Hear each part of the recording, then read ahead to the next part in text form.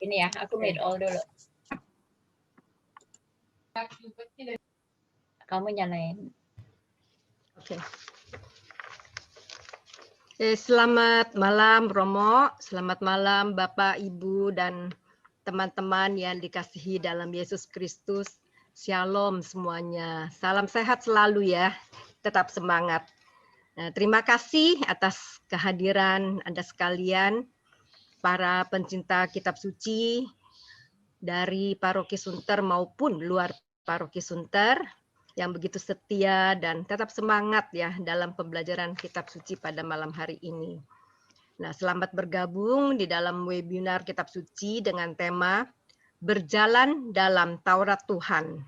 Malam hari ini adalah sesi yang kedua, sesi yang terakhir, dan akan dibawakan oleh Romo Albertus Purnomo OFM. Sekilas info tentang pengajaran minggu lalu. Dalam sesi pertama, kita sudah belajar tentang kitab Kejadian dan kitab Keluaran, di mana di dalam dua kitab tersebut banyak terdapat kisah-kisah tokoh-tokoh di dalam kitab suci. Karena melalui kisah atau cerita inilah umat juga pada zaman tersebut bisa memahami apa yang mau disampaikan di dalam kisah tersebut.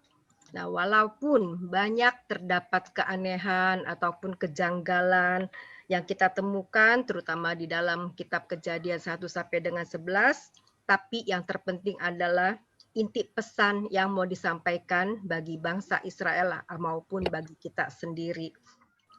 Nah, Tuhan juga ditampilkan sebagai Allah yang kejam. Allah yang memang menghukum kesalahan setiap orang, tapi Allah juga berbelas kasih dan adil ya bagi orang yang mau bertobat dan memberikan keselamatan bagi orang yang mau datang kepadanya. Nah, inti dalam kitab Kejadian dikisahkan tentang leluhur bangsa Israel mulai dari Abraham sampai dengan Yusuf. Di dalam kitab Keluaran intinya dikisahkan tentang lahirnya suatu bangsa yang besar, bangsa terjanji, bangsa Israel dengan tokoh pentingnya Musa.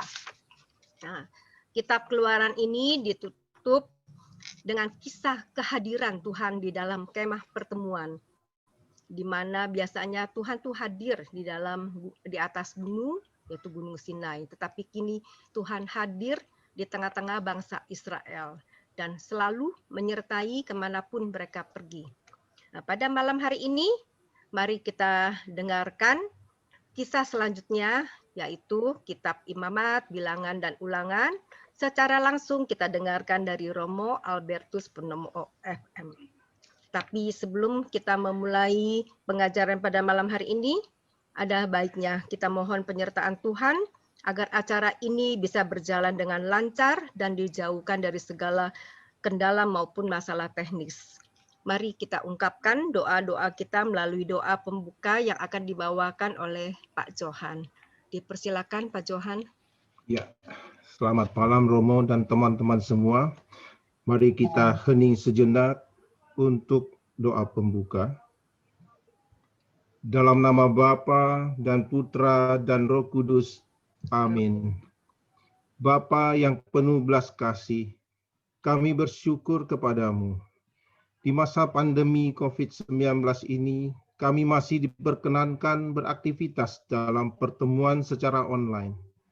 Bapa, kami mohon rahmat kesembuhan bagi mereka yang sedang menderita sakit karena virus corona ini, dan juga kepada mereka yang sedang mengalami kesulitan ekonomi karena pandemi ini, berilah rezeki dari kemurahan-Mu. Bapa, mohon penyertaan-Mu dalam pertemuan webinar kami pada malam ini. Semoga semuanya dapat berlangsung dengan lancar dan baik. Dan semoga roh pengertian turun pada kami, sehingga kami semakin memahami firman-Mu pada kitab-kitab Taurat yang sedang kami pelajari. Berkatilah Pater Purnomo, dan kasih karunia-Mu senantiasa menyertainya. Terima kasih Bapa, terpujilah Allah, Bapa, Putra, dan Roh Kudus, sekarang dan selama-lamanya. Amin. Amin. Dalam nama Bapa dan Putra dan Roh Kudus. Amin. Amin. Terima kasih Pak Johan. Seperti biasa panitia akan memute atau silent semua mic atau speaker supaya Romo Purnomo juga bisa berkonsentrasi memberikan pengajaran pada malam hari ini. Ya, bagi yang ingin bertanya dipersilakan menulis di kolom chat, dan Ibu Angela juga telah memuat materi Romo yang minggu lalu di dalam kolom chat. Jadi nanti Bapak dan Ibu bisa mengambil dari kolom chat. Mari kita persiapkan diri kita masing-masing. Romo Purnomo dipersilakan untuk memulainya. Terima kasih. Baik, selamat malam semuanya dan damai Malam. sejahtera untuk semuanya pula. Jadi pada malam hari ini kita akan bersama-sama kembali studi mengenai Taurat, dan ada 3 kitab yang ingin kita pelajari bersama. Tetapi mengingat waktu terbatas, kita akan belajar pokok-pokoknya saja. Paling tidak kita mengetahui secara global apa inti dari ketiga kitab itu. Tetapi sebelumnya saya akan menampilkan PowerPoint supaya sedikit membantu arah kita belajar pada malam hari ini. Ya.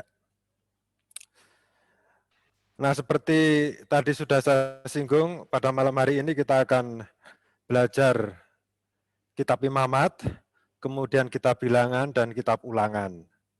3 kitab terakhir dari Taurat. Nah, pertama-tama kita akan melihat kitab Imamat. Dalam bahasa Indonesia kita menggunakan kata imamat dari kata imam, sementara dalam bahasa Latin kita menggunakan kata Levi, Leviticus, itu mengacu kepada suku Lewi. Karena apa? Karena memang dalam kitab Imamat itu banyak disinggung tentang tugas dan juga segala peralatan dan juga berbagai macam kurban yang dipersembahkan kepada Tuhan, dan biasanya semuanya itu dilakukan oleh salah satu suku di Israel, yaitu suku Lewi. Sehingga dalam Vulgata atau kitab suci Perjanjian Lama terjemahan bahasa Latin menggunakan Leviticus. Sementara dalam bahasa Ibrani kita tahu itu menggunakan kata depan judulnya yaitu Vayikra. Nah, jadi sebelum masuk kita harus mengetahui sejak awal bahwa salah satu kitab dari Taurat yang terkesan agak membosankan dan mungkin tidak relevan dengan kita pada zaman ini, itu adalah kitab Imamat, ya. Karena berisi tentang aturan peribadatan, dan itu secara lebih khusus adalah aturan peribadatan orang Israel di daerah Timur Tengah sana dan pada zaman dahulu. Memang kalau kita membaca secara sekilas, ya terkesan tidak relevan. Tetapi kalau kita memasuki secara lebih mendalam, sebetulnya di situ ada satu instruksi atau peraturan yang tidak melulu membahas tentang bagaimana orang mempersembahkan kurban pada Tuhan. Tetapi ada aturan juga bagaimana orang harus berrelasi satu dengan yang lain. Jadi kalau kita pernah mendengar apa yang dikatakan Yesus dalam Injil, kasihlah sesamamu manusia seperti engkau mengasihi dirimu sendiri, itu diambil dari Imamat, bukan dari kitab yang lain, bukan dari Keluaran, bukan dari Kejadian, tapi dari Imamat. Jadi kalau kita bicara mengenai kitab Imamat, memang itu kitab yang berisi tentang instruksi dan peraturan bagaimana orang harus menjalin relasi dengan Allah dalam tata peribadatan dan kurban, tetapi juga bagaimana orang menjalin relasi dengan sesamanya. Dan nanti kita akan lihat. Dan yang lebih penting lagi harus dicatat adalah bahwa segala instruksi dan peraturan itu dirangkum oleh redaktur yang terakhir atau penulis yang terakhir dari kitab Taurat ini, dirangkum, diframe, dibingkai dengan satu kisah. Jadi sekali lagi, kitab Taurat itu sebetulnya adalah kisah, ya, bukan pertama-tama hukum, meskipun di situ tertulis hukum. Nah, kalau kita melihat di bagian awal kitab Imamat, kita akan melihat dikatakan Tuhan memanggil Musa dan berfirman kepadanya dari dalam kemah pertemuan. Kemudian di bagian akhir di kitab Imamat bab 27 ayat 34 dikatakan demikian, itulah perintah-perintah yang diperintahkan Tuhan kepada Musa di Gunung Sinai untuk disampaikan kepada orang Israel. Nah, kita lihat di bagian awal di Imamat bab 1 ayat 1. Tuhan memanggil Musa dan berfirman kepadanya dari dalam kemah pertemuan. Jadi kata ini sebetulnya menunjukkan bahwa Tuhan sudah tidak lagi berada di Gunung Sinai, tetapi Tuhan itu berada dan hadir di kemah pertemuan yang telah dibangun atau didirikan sebagaimana dikisahkan dalam kitab Keluaran. Jadi Allah sudah tidak tinggal lagi di gunung. Allah tidak terpisah lagi dari umat Israel, tetapi Allah berada bersama-sama dengan orang Israel. Dan di situ Allah kemudian memberikan, atau Tuhan memberikan segala macam peraturan dan instruksi melalui Musa. Jadi Tuhan tidak memerintahkan atau menginstruksikan secara langsung, tetapi menginstruksikan lewat nabinya, yaitu Musa. Dan di bagian akhir itu jelas diceritakan ya, atau ditegaskan, itulah perintah-perintah, jadi seluruh kitab peraturan yang ada dalam kitab Imamat kemudian diakhiri dengan kata-kata dari penulis sendiri, penulis kitab ini, itulah perintah-perintah yang diperintahkan Tuhan atau Yahweh kepada Musa di Gunung Sinai untuk disampaikan kepada orang Israel. Jadi di Gunung Sinai ini bukan berarti bahwa Musa itu ada di Gunung Sinai, tidak, tapi memang tempat di mana orang Israel berkemah atau tempat di mana kemah pertemuan itu didirikan persis di kaki Gunung Sinai. Jadi Tuhan sudah tidak di atas gunung lagi, tetapi di kaki Gunung Sinai. Jadi ini kita tahu bahwa instruksi dari Allah dibingkai dalam suatu kisah. Nah, kita melihat secara lebih lanjut, kita lihat lebih lanjut. Jadi tema utama dari kitab Imamat itu bukan soal peraturan atau hukum, tetapi lebih soal kekudusan. Atau dengan kata lain, bagaimana umat Israel menjadi kudus. Nah, perlu dicatat sejak awal bahwa kata kudus ini sama sekali kalau kita menempatkan diri dalam konteks kitab suci, kudus itu sama sekali tidak bicara soal tidak berdosa ya. Jadi kudus ini tidak harus dipahami dalam arti moral. Mungkin tidak berdosa itu cocok dengan kata dalam bahasa Indonesia suci. Tetapi kudus itu sama sekali nggak ada kaitannya dengan tanpa dosa ya. Memang seringkali orang Katolik kan cenderung melihat kudus itu tanpa dosa, sepertinya itu terpengaruh dari satu ungkapan misalnya orang-orang kudus, gitu. Orang kudus A, orang kudus B, jadi kesannya gitu, orang ini dosanya sedikit atau tanpa dosa. Meskipun saya yakin juga orang kudus juga ada dosanya juga, hanya saja kebajikan apa yang dia perbuat itu lebih banyak daripada dosanya, sehingga ya bisa dikatakan kudus. Tapi sekali lagi, kudus dalam arti Alkitab itu berarti terpisah atau dikhususkan dengan konsekuensi berbeda. Misalnya, sebelumnya harus saya jelaskan juga bahwa kudus itu berasal dari bahasa Ibrani kados. Jadi mirip-mirip itu, kados, kudus. Yerusalem itu oleh umat muslim disebut Al-Quds, kota kudus. Gitu. Jadi istilah kudus itu berasal dari bahasa Ibrani kados yang berarti terpisah. Jadi umpamanya kemah pertemuan itu adalah kudus karena dia terpisah atau dikhususkan untuk Tuhan.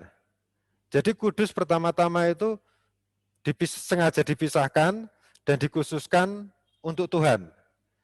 Bait Allah itu kudus. Karena apa? Karena yang bait Allah itu dikhususkan untuk Tuhan. Kemudian roti ini kudus.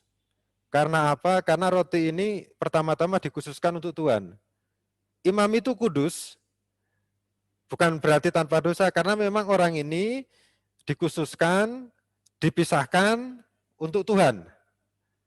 Dan dia menjadi berbeda dari yang lain gitu ya. Sehingga kita mendengar kata imam dari dalam bahasa Latin itu sacerdotes, dari kata sacer. Sacer itu artinya kudus ini ya. Jadi orang yang dikhususkan untuk Tuhan gitu ya. Bukan pertama-tama tanpa dosa ya. Kita berharap memang sebagai orang Kristen kita semua harus hidup untuk mengurangi kedosaan kita. Tapi kalau bicara kudus dalam konteks Alkitab sekali lagi itu artinya terpisah, dikhususkan sehingga itu berbeda dari yang lain. Dan yang kudus itu mencakup barang dan juga manusia. Nah, apa kaitannya menjadi kudus dengan bangsa Israel? Jadi dalam kitab Keluaran kita sudah melihat bahwa bangsa Israel dipilih oleh Tuhan. Dari sekian banyak bangsa, Tuhan memilih bangsa Israel menjadi miliknya. Nah, menjadi miliknya itu kan berarti bangsa ini dikhususkan. Dan dengan demikian bangsa Israel adalah bangsa kudus. Bukan berarti tanpa dosa ya, tetapi dia dikhususkan. Nah, dikhususkan itu bukan berarti mendapat keistimewaan tidak perlu berbuat apa-apa tapi diselamatkan, tidak. Jadi justru itu adalah dalam tanda kutip suatu suatu beban dalam arti apa? Dengan menjadi bangsa pilihan Tuhan, dia harus menuruti apa yang diperintahkan oleh Tuhan. Tuhan memberikan aturan-aturan, Tuhan memberikan instruksi kepada bangsa Israel supaya apa? Supaya bangsa Israel itu berbeda dari yang lain. Dia dipisahkan untuk menjadi berbeda dari yang lain dan kemudian apa? Kemudian supaya dia bisa menjadi percontohan bagi bangsa lain. Itu jadi menjadi kudus itu pertama-tama artinya itu ya. Dalam konteks Alkitab. Memang kalau kita berbicara dalam konteks teologi, berbicara dalam konteks moral, berbicara dalam konteks ajaran gereja, kudus itu maksudnya ya sempurna tanpa dosa itu ya. Ya tidak masalah, karena satu kata bisa berarti banyak hal. Tetapi dalam konteks kitab suci, sekali lagi kalau kita bicara mengenai kudus, itu berarti itu dikhususkan. Maka dari itu kalau kita menyanyikan lagu kudus, kudus, kuduslah Tuhan, itu bukan pertama-tama bahwa Tuhan itu tanpa dosa. Memang Tuhan tanpa dosa, tetapi sekali lagi, kudus, kudus, kuduslah Tuhan itu artinya apa? Bahwa Tuhan itu berbeda dengan kita, Tuhan itu terpisah dengan kita, Tuhan itu lebih daripada kita. Jadi kuduslah Tuhan itu sama saja atau bisa diartikan, Tuhan, Engkau itu berbeda dari kami. Engkau itu begitu agung, atau Engkau itu begitu mulia. Nah itu kalau kita aplikasikan arti kekudusan ini dalam liturgi ya. Nah, lalu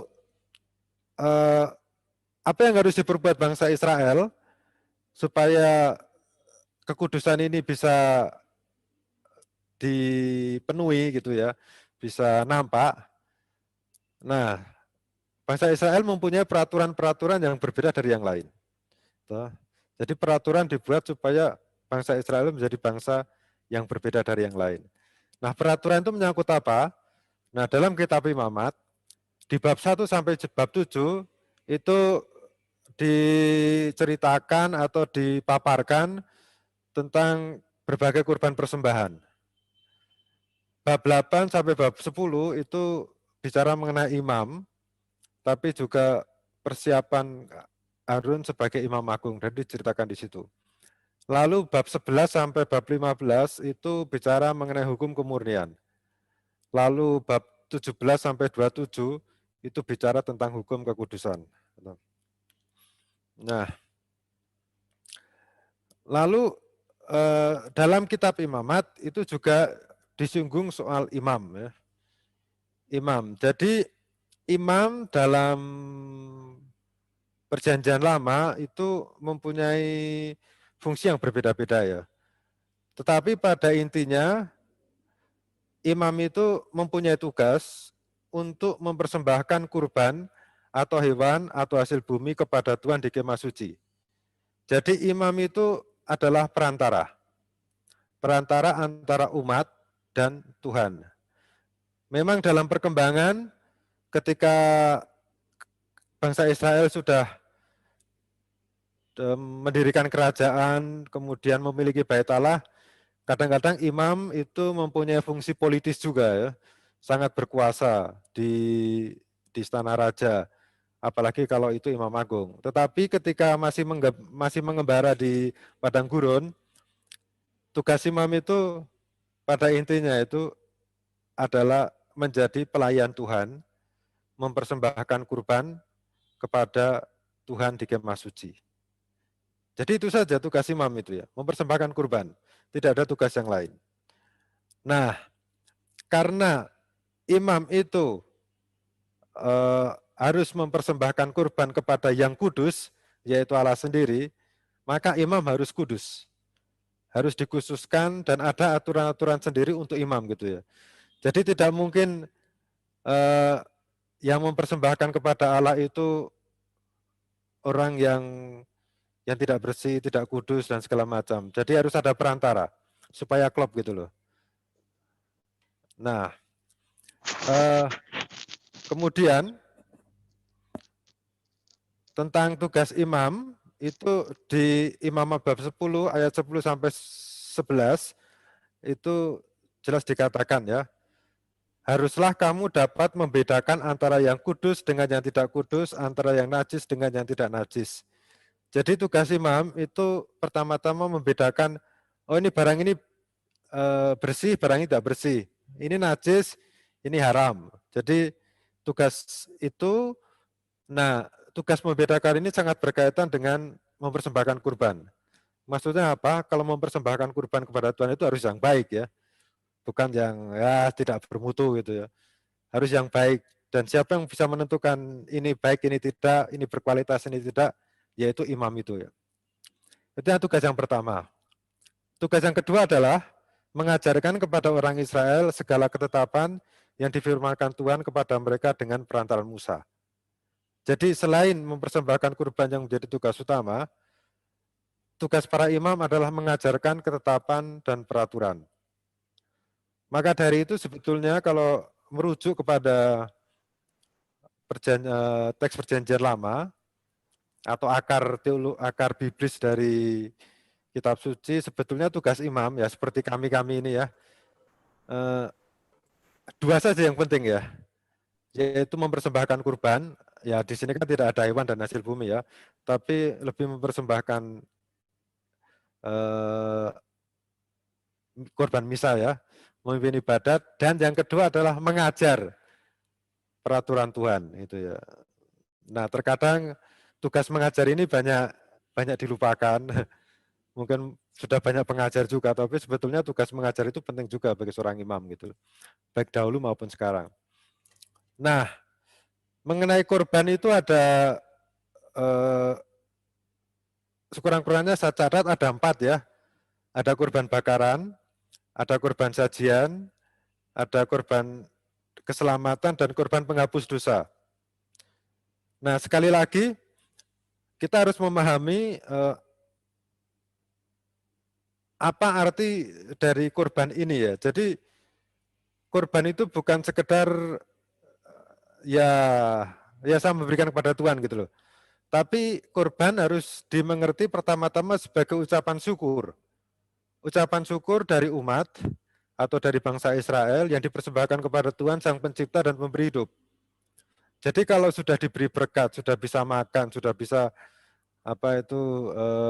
ya minimal hidup itu bisa bertahan hidup, bisa survive gitu ya.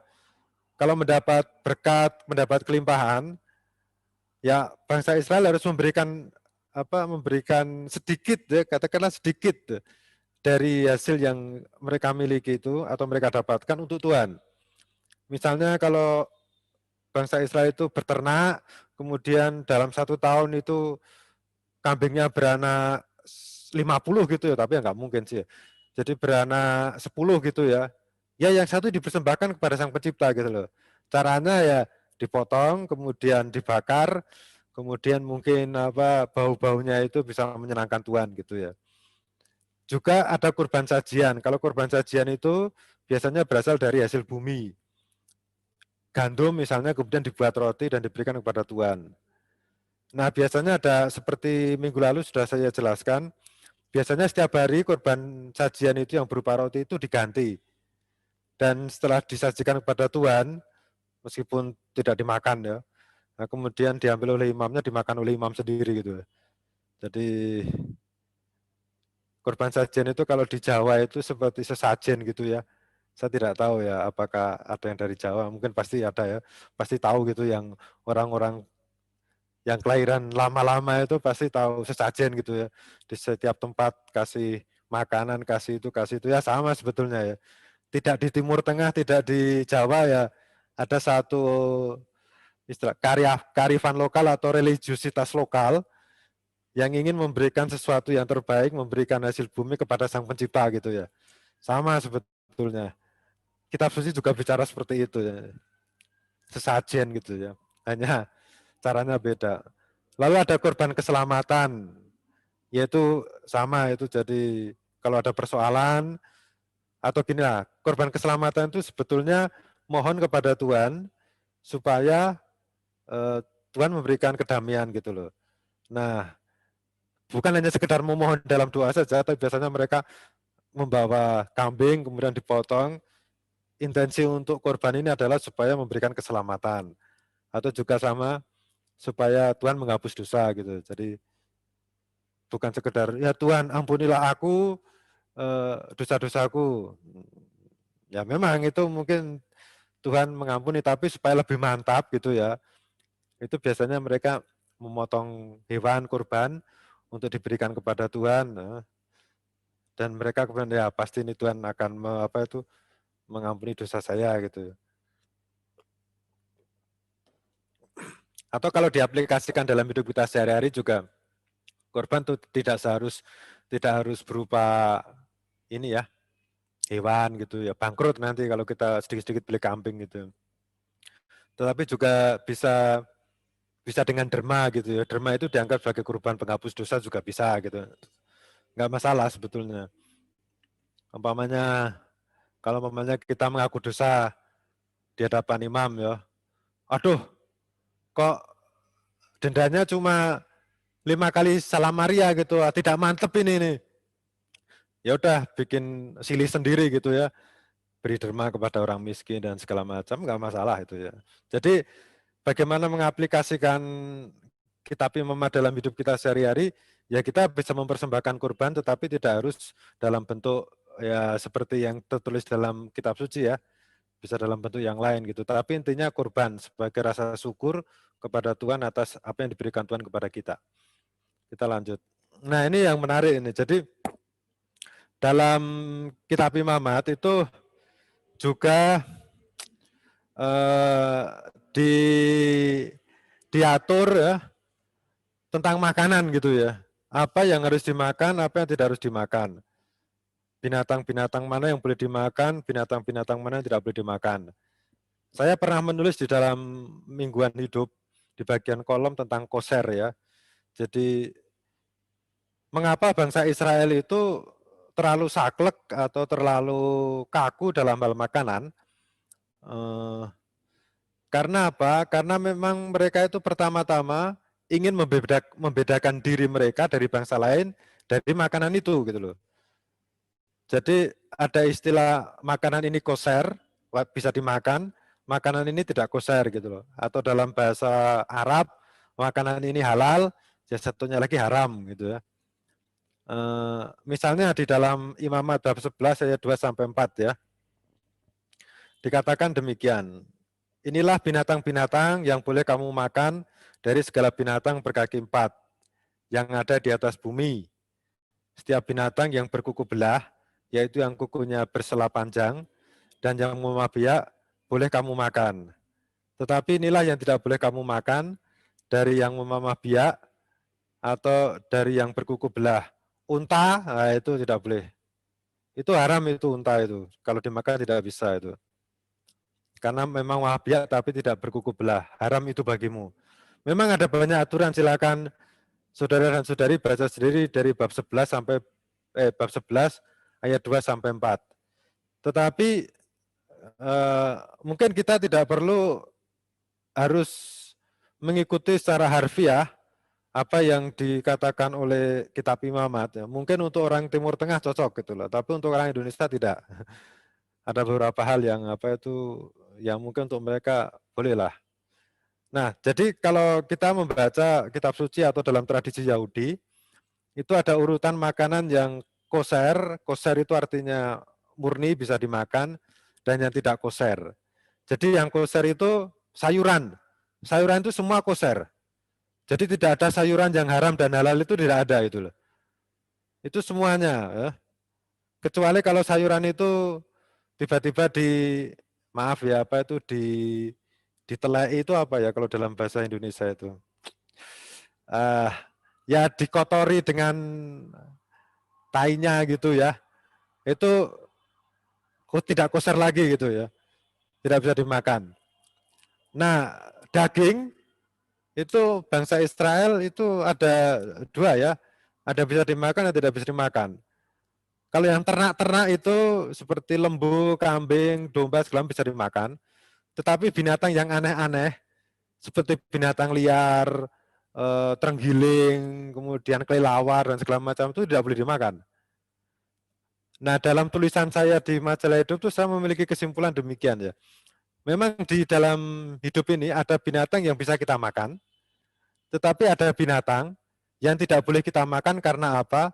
Karena binatang itu memang diciptakan untuk menghiasi dunia gitu ya. Karena itu kan langka, jadi hanya sedikit saja gitu loh. Coba ternak bisa beternak banyak sekali, tapi yang binatang-binatang tertentu itu kan hanya hanya kadang-kadang 1 tahun beranak 2 gitu, seperti gajah, 1 tahun beranak 1. Ya kalau dimakan habis dong.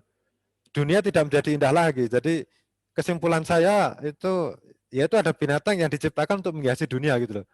Udahlah, kalau nggak boleh dimakan ya udah nggak usah dimakan saja. Tapi memang sekarang ini kan ada kecenderungan untuk gaya-gayaan, kemudian potong binatang yang sudah sedikit, tidak ada gizinya, tetapi supaya bisa taruh di Facebook gitu ya, foto makan kelelawar gitu ya. Keren nih saya pernah makan kelelawar gitu. Ya akhirnya tahu sendirilah. COVID ini kan persoalannya karena orang saya tidak menyalahkan ya. Karena beberapa saintis juga mengatakan bahwa virus yang muncul ini karena tidak ada tempat inang lagi di beberapa hewan gitu ya. Seperti terenggiling itu kan sudah sedikit tapi dimakan gitu ya. Nah, menurut kitab Imamat, terenggiling itu tidak termasuk makanan yang kosher gitu ya. Jadi dilarang dimakan gitu. Mungkin pertama-tama bukan masalah enak tidak enak, tetapi karena binatang itu sedikit itu loh. Kalau dimakan semua habis loh. Dunia tidak indah lagi itu loh. Nah, kemudian saya juga menduga mengapa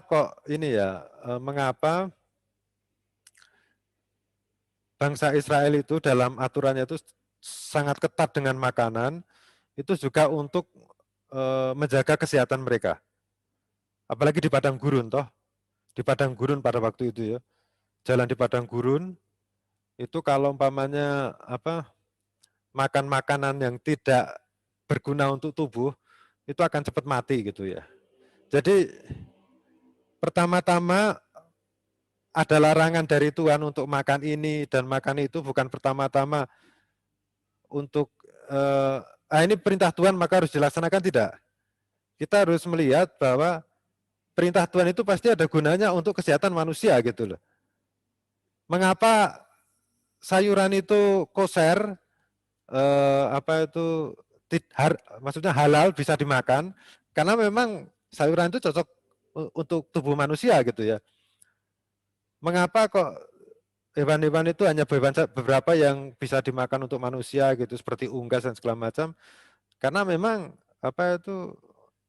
ini binatang ini cocok untuk hidup manusia dan konsumsinya tidak banyak gitu ya. Jadi sekali lagi maksud dari aturan itu bukan aturan demi aturan, tetapi pertama-tama untuk kesehatan manusia sendiri gitu ya. Juga misalnya ada aturan tahir dan tidak tahir. Tahir itu maksudnya murni itu ya, bersih gitu ya. Misalnya perempuan yang setelah melahirkan itu tidak tahir ya, maka harus ditahirkan. Di Imamat bab 12.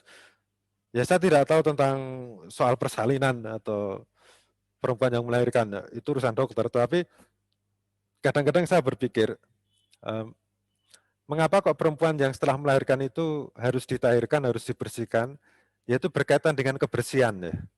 Jadi ditahirkan, tahir atau tidak tahir itu bukan soal dosa ya. Ini tidak ada kaitannya dengan dosa ini. Tahir itu berkaitan dengan kebersihan ini loh. Jadi perempuan yang setelah melahirkan itu dianggap kotor, tapi kotor bukan dalam arti dosa ya, tidak. Ini kotor dalam arti ya tidak bersih gitu, maka harus dibersihkan. Kalau tidak nanti tidak bagus untuk anaknya gitu ya. Dan kalau tidak bagus untuk anaknya, itu nanti tidak bagus untuk kelangsungan hidup bermasyarakat atau kelangsungan bangsa Israel sendiri gitu loh. Lalu penyakit kusta misalnya, itu dikatakan tidak tahir. Jadi pada waktu itu yang namanya penyakit kusta itu tidak melulu penyakit kusta yang kita pahami seperti sekarang ini yang ada di Sitanala gitu ya. Kan dari rumah sakit kusta di Sitanala di Tangerang sepertinya kalau nggak salah. Nah, bukan kusta yang dalam arti ini, bahkan orang korengan atau eksim, kemudian ada penyakit kulit lainnya, itu dianggap kusta ya. Bahkan luka bakar pun dianggap kusta. Dan orang yang kusta itu untuk sementara dipinggirkan dulu, dikarantina dulu, atau supaya apa? Supaya sembuh dulu, baru kemudian dia boleh masuk ke dalam komunitas Israel setelah sehat gitu loh. Maksudnya apa? Dikarantina dulu supaya tidak mengganggu atau menulari yang lain gitu loh. Jadi orang yang berpenyakit kusta itu disingkirkan, itu sekali lagi ini berkaitan dengan kebersihan. Supaya yang sakit itu tidak menulari yang tidak sakit gitu ya. Jadi ini bukan soal oh ya Tuhan memerintahkan itu berarti itu perintah Tuhan harus ditaati. Tidak, Tuhan itu memberi perintah itu sekali lagi demi kesehatan manusia. Jadi sekali lagi ini soal kebersihan. Lalu juga Imamat bab 15 ini agak lucu ya, masa di kitab suci ngomong air mani dan darah menstruasi gitu ya. Tapi sekali lagi ya, ini bukan masalah kadang-kadang lucu juga ya. Kok ngomongin gini? Tapi ini masalah kebersihan juga ya. Ini masalah kebersihan juga. Tidak tahir itu dalam arti ini tidak bersih, harus dibersihkan dulu ya. Saya sendiri tidak tahu ya berkaitan dengan air mani dan darah menstruasi sejauh mana efek negatif itu ya. Itu urusan dokter gitu ya. Tetapi orang harus kalau kedapatan kayak gitu itu orang harus mandi, harus dibersihkan dulu gitu loh. Kemudian darah dan bangkai itu haram itu ya, tidak tahir gitu. Di Imamat 17 itu. Sekali lagi bangkai itu haram dan orang jangan sampai menjamah karena apa? Karena mungkin dalam bangkai itu ada bibit penyakit, ada bakteri, maka kita harus hati-hati.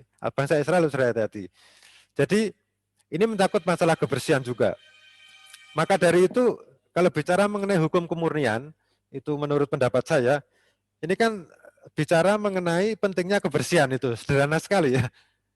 Jadi bagi Tuhan itu kebersihan itu penting. Bagi Tuhan itu kebersihan itu membuat orang menjadi sehat. Dan kalau orang menjadi sehat, orang bisa beribadah dengan baik gitu ya. Saya nggak yakin kok orang yang sakit itu ibadahnya lebih baik daripada orang yang sehat. Mengeluh iya gitu ya. Tapi biasanya orang yang sehat itu ibadahnya lebih tenang, lebih damai, bisa merasakan kehadiran Tuhan. Maka dari itu kalau umpamanya mengatakan menjaga kesehatan adalah ibadah, itu betul menurut saya gitu ya. Bahkan itu ibadah yang paling tinggi. Karena apa? Karena dengan menjaga diri tetap sehat, makan makanan yang bergizi, itu kan kita memelihara anugerah dari Tuhan sendiri, yaitu tubuh kita. Kita menghormati apa yang diberikan Tuhan kepada kita, yaitu hidup kita gitu loh. Jadi aturan di dalam kitab Imamat soal tahir dan tidak tahir itu ya berkaitan dengan ini ya, dengan soal kebersihan. Coba kalau saudara-saudari yang pernah ke mana, ke Israel gitu ya. Oh, Israel itu bersih. Bersih sekali. WC-nya itu juga bersih. Berbeda dengan negara tetangganya itu ya, kita tahu. Tapi yang jelas itu bersih gitu loh. Sangat-sangat bersih karena mereka tahu bahwa kebersihan itu adalah bagian dari kita menghormati Sang Pencipta gitu. Tuhan sendiri. Nanti kalau ditanya mengapa babi itu haram gitu ya. Memang ada beberapa kelompok yang menganggap babi itu haram. Ya memang sih ada yang mengatakan ya itu memang diperintahkan oleh Tuhan. Ya bisa, tetapi kita juga perlu melihat secara kritis ya. Dalam arti konteks ditulisnya kitab suci ya. Pada waktu itu memang ada satu penelitian, ada satu studi, tapi ini berkaitan dengan konteks sosial ya, sosial kemasyarakatan. Jadi mengapa babi itu agak dihindari dalam konteks masyarakat Israel pada waktu itu. Kita tahu bahwa masyarakat Israel pada waktu hidup nomaden, jadi berpindah-pindah itu kan mereka hidup di padang gurun gitu loh. Nah kalau memelihara babi, pada awalnya mereka memelihara babi gitu ya. Tetapi mengingat babi itu kalau minum itu kan banyak banget gitu ya. Wah itu bisa menghabiskan jatahnya manusia gitu ya. Nah pada saat yang sama, itu unggas dalam arti ayam, bebek nggak ada, ayam lah. Ayam dan unggas yang lain mulai dikembangkan dan itu tidak memakan banyak ini ya, memakan banyak air gitu ya. Nah kemudian ya ada sedikit larangan untuk makan babi itu. Itu yang pertama, penelitian seperti itu ya, karena memang memelihara babi apalagi hidup berpindah itu agak susah gitu ya. Maka sedikit dilarang gitu. Tetapi juga babi itu kan kotor gitu ya. Tapi ini ingat ya, ini dalam konteks Timur Tengah ya. Kita tidak bisa memakai dalam konteks misalnya di budaya Cina daratan gitu ya. Memang babi itu bagian dari hidup mereka, jadi ya tidak bisa disamakan atau kita menggunakan penilaian daerah Timur Tengah dengan daerah Cina yang subur misalnya gitu ya. Tidak bisa gitu loh. Atau Indonesia gitu, ada suku yang makan babi, ada suku yang tidak gitu. Karena konteksnya beda gitu loh. Maka dari itu untuk menilai babi haram atau tidak, mengapa gitu, itu perlu dilihat perlu dilihat asal usulnya ya. Tapi sekali lagi ini masalah keyakinan masing-masing ya. Jadi terserahlah. Ya saya tidak bisa menjelaskan lebih lanjut, tetapi ada studi yang mengatakan mengapa kok orang Israel itu tidak makan babi, orang Israel ya, ini saya tidak bicara yang lain. Ini orang Israel tidak makan babi itu karena itu masalah hidup di padang gurun, memelihara babi, susah gitu ya, itu aja. Itu. Nah, lalu ada tema lain di kitab Imamat bab 16 ya. Jadi ada satu perayaan, 1 tahun sekali, yang bernama Hari Raya Pendamaian atau Yom Kippur. Jadi dari kata Yom, hari, Kippur itu pendamaian. Jadi ini perayaan tahunan. Nah, di dalam perayaan ini biasanya seluruh bangsa Israel itu berkumpul di kemah pertemuan, kemudian di situ ada imam besar, dan tujuan dari pertemuan itu adalah mereka berdoa bersama untuk memohon ampun atau menciptakan pendamaian antara Tuhan dengan umatnya. Jadi di hari itu segala dosa yang dilakukan oleh manusia atau bangsa Israel terutama, segala dosa yang dilakukan oleh bangsa Israel itu diampuni. Diampuni ya. Jadi dosa selama setahun itu diampuni pada hari itu. Nah, ada satu upacara tertentu yang bisa yang merepresentasikan pengampunan itu. Jadi dalam perayaan Yom Kippur itu ada dua hewan, yang satu lembu, yang satu kambing.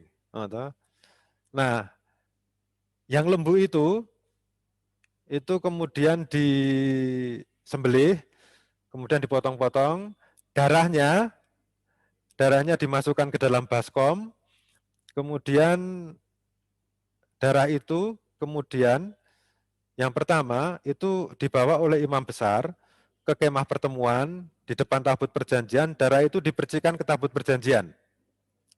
Nah, itu sebagai tanda bahwa Allah itu mengampuni dosa-dosa bangsa Israel. Lalu kemudian darah itu setelah dipercikan ke tabut perjanjian, darah itu dibawa oleh imam agung keluar, kemudian darah itu dipercikkan ke seluruh umat Israel. Itu sebagai tanda bahwa dosanya diampuni. Dosanya diampuni ya. Itu kan seperti mengingatkan ini ya, mengingatkan tradisi Katolik terutama kalau kita merayakan malam Paskah di mana kita diperciki oleh air suci, yaitu kita dibersihkan kembali. Ini sama sebetulnya. Nanti lebih lengkapnya silakan baca di Imamat bab 16 ya. Nah, untunglah bahwa kita air suci ya. Kalau umpamanya darah itu setengah mati nyucinya nanti. Jadi itu. Lalu daging lembu itu kemudian dibakar dan menjadi korban keselamatan. Lalu setelah itu masih ada kambing nih. Ini kambingnya untuk apa nih? Nah, kambingnya itu dipakai untuk membawa dosa-dosa Israel gitu ya, bangsa Israel. Jadi pada waktu itu setelah lembu dipotong, kemudian kambingnya itu masih hidup, seluruh tangan orang Israel itu kemudian diletakkan di atas kambing itu.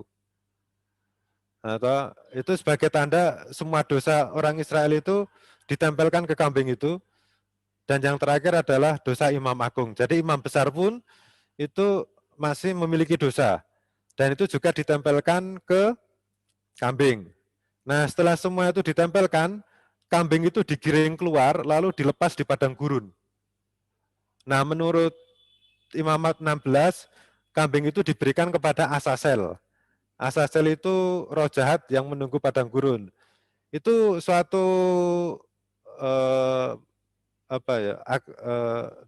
tindakan simbolis ya. Jadi segala dosa yang dibawa Israel itu dikembalikan kepada roh jahat yang ada di padang gurun, yaitu Asasel itu. Nah, siapa yang membawa dosa-dosa Israel, yaitu kambing itu, satu kambing itu membawa dosa semuanya gitu loh. Dan akhirnya nanti kambing itu mati di mana di padang gurun gitu ya.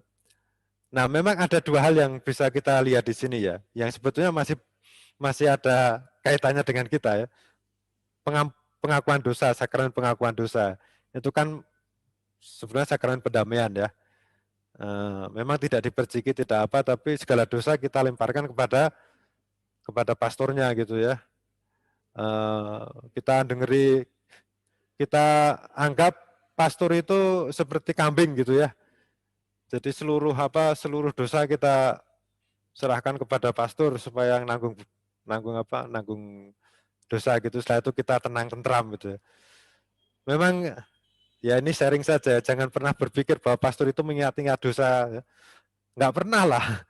Saya sendiri juga enggak pernah mengingat-ingat dosa orang yang mengaku dosa kepada saya gitu ya. Ngapain diingat-ingat itu ya. Ingat dosa sendiri aja setengah mati, apalagi ingat dosa orang gitu ya. Enggak perlu juga. Tapi sekurang-kurangnya kan ini seperti mekanisme yang dilakukan di Hari Raya Pendamaian bangsa Israel. Lalu kalau ada istilah seperti kambing hitam gitu ya, scapegoat gitu, dari kata escape, melarikan diri, dan goat itu kan kambing yang lari gitu. Sebetulnya istilah kambing hitam, di mana seluruh dosa itu ditimpakan kepada satu orang gitu, yaitu berawal dari Kitab Imamat ini ya. Asal usulnya itu Kitab Imamat, asal usulnya itu dari Yom Kippur itu loh. Kalau ada istilah, wah orang itu dikambing hitamkan gitu ya. Ya untuk membebaskan orang-orang dari dosa ya ada satu yang jadikan kambing hitam gitu loh. Ya itu sebetulnya mirip dengan mekanisme seperti ini. Jadi bukan mekanisme yang lampau ya, tapi bukan mekanisme yang baru. Sejak zaman Israel pun sudah ada model kayak gini ini. Ya kita lanjut ya. Semoga jelas mengenai Yom Kippur itu. Nah, sekarang kita bicara mengenai hukum kekudusan. Jadi separuh dari Kitab Imamat, dari bab 17 sampai 27, itu bicara mengenai hukum kekudusan. Jadi seperti yang sudah saya singgung tadi, saya tegaskan sekali lagi, kudus itu berarti terpisah, spesial, khusus, berbeda dari yang lain. Nah, apa kaitannya dengan ini? Jadi bangsa Israel itu memang harus berbeda. Berbeda dalam hal berpikir dan berbeda dalam hal bertingkah laku. Apa yang membuat mereka berbeda adalah mereka harus mengikuti aturan yang diberikan oleh Tuhan sendiri. Jadi kekudusan itu bukan soal semata-mata mengikuti ritual keagamaan saja, tetapi lebih pada sikap dan tindakan yang adil dan benar terhadap sesama. Nah ini misalnya, saya ambil beberapa teks yang ingin saya perlihatkan untuk contoh dari hukum kekudusan yang ada. Bagaimana bangsa Israel menjadi bangsa yang kudus, bangsa yang spesial, bangsa yang berbeda dari yang lain. Ada perintah, janganlah kau kutuki orang tuli, dan di depan orang buta janganlah kau taruh batu sandungan, tetapi kau harus takut akan Allahmu, akulah Tuhan. Jadi itu maksudnya apa? Maksudnya supaya bangsa Israel itu jangan menindas orang yang lemah gitu ya. Orang tuli dikutuki, ya nggak bisa membalas lah. Nggak bisa mendengar kutukannya. Nah, jadi tidak bisa membalas. Jadi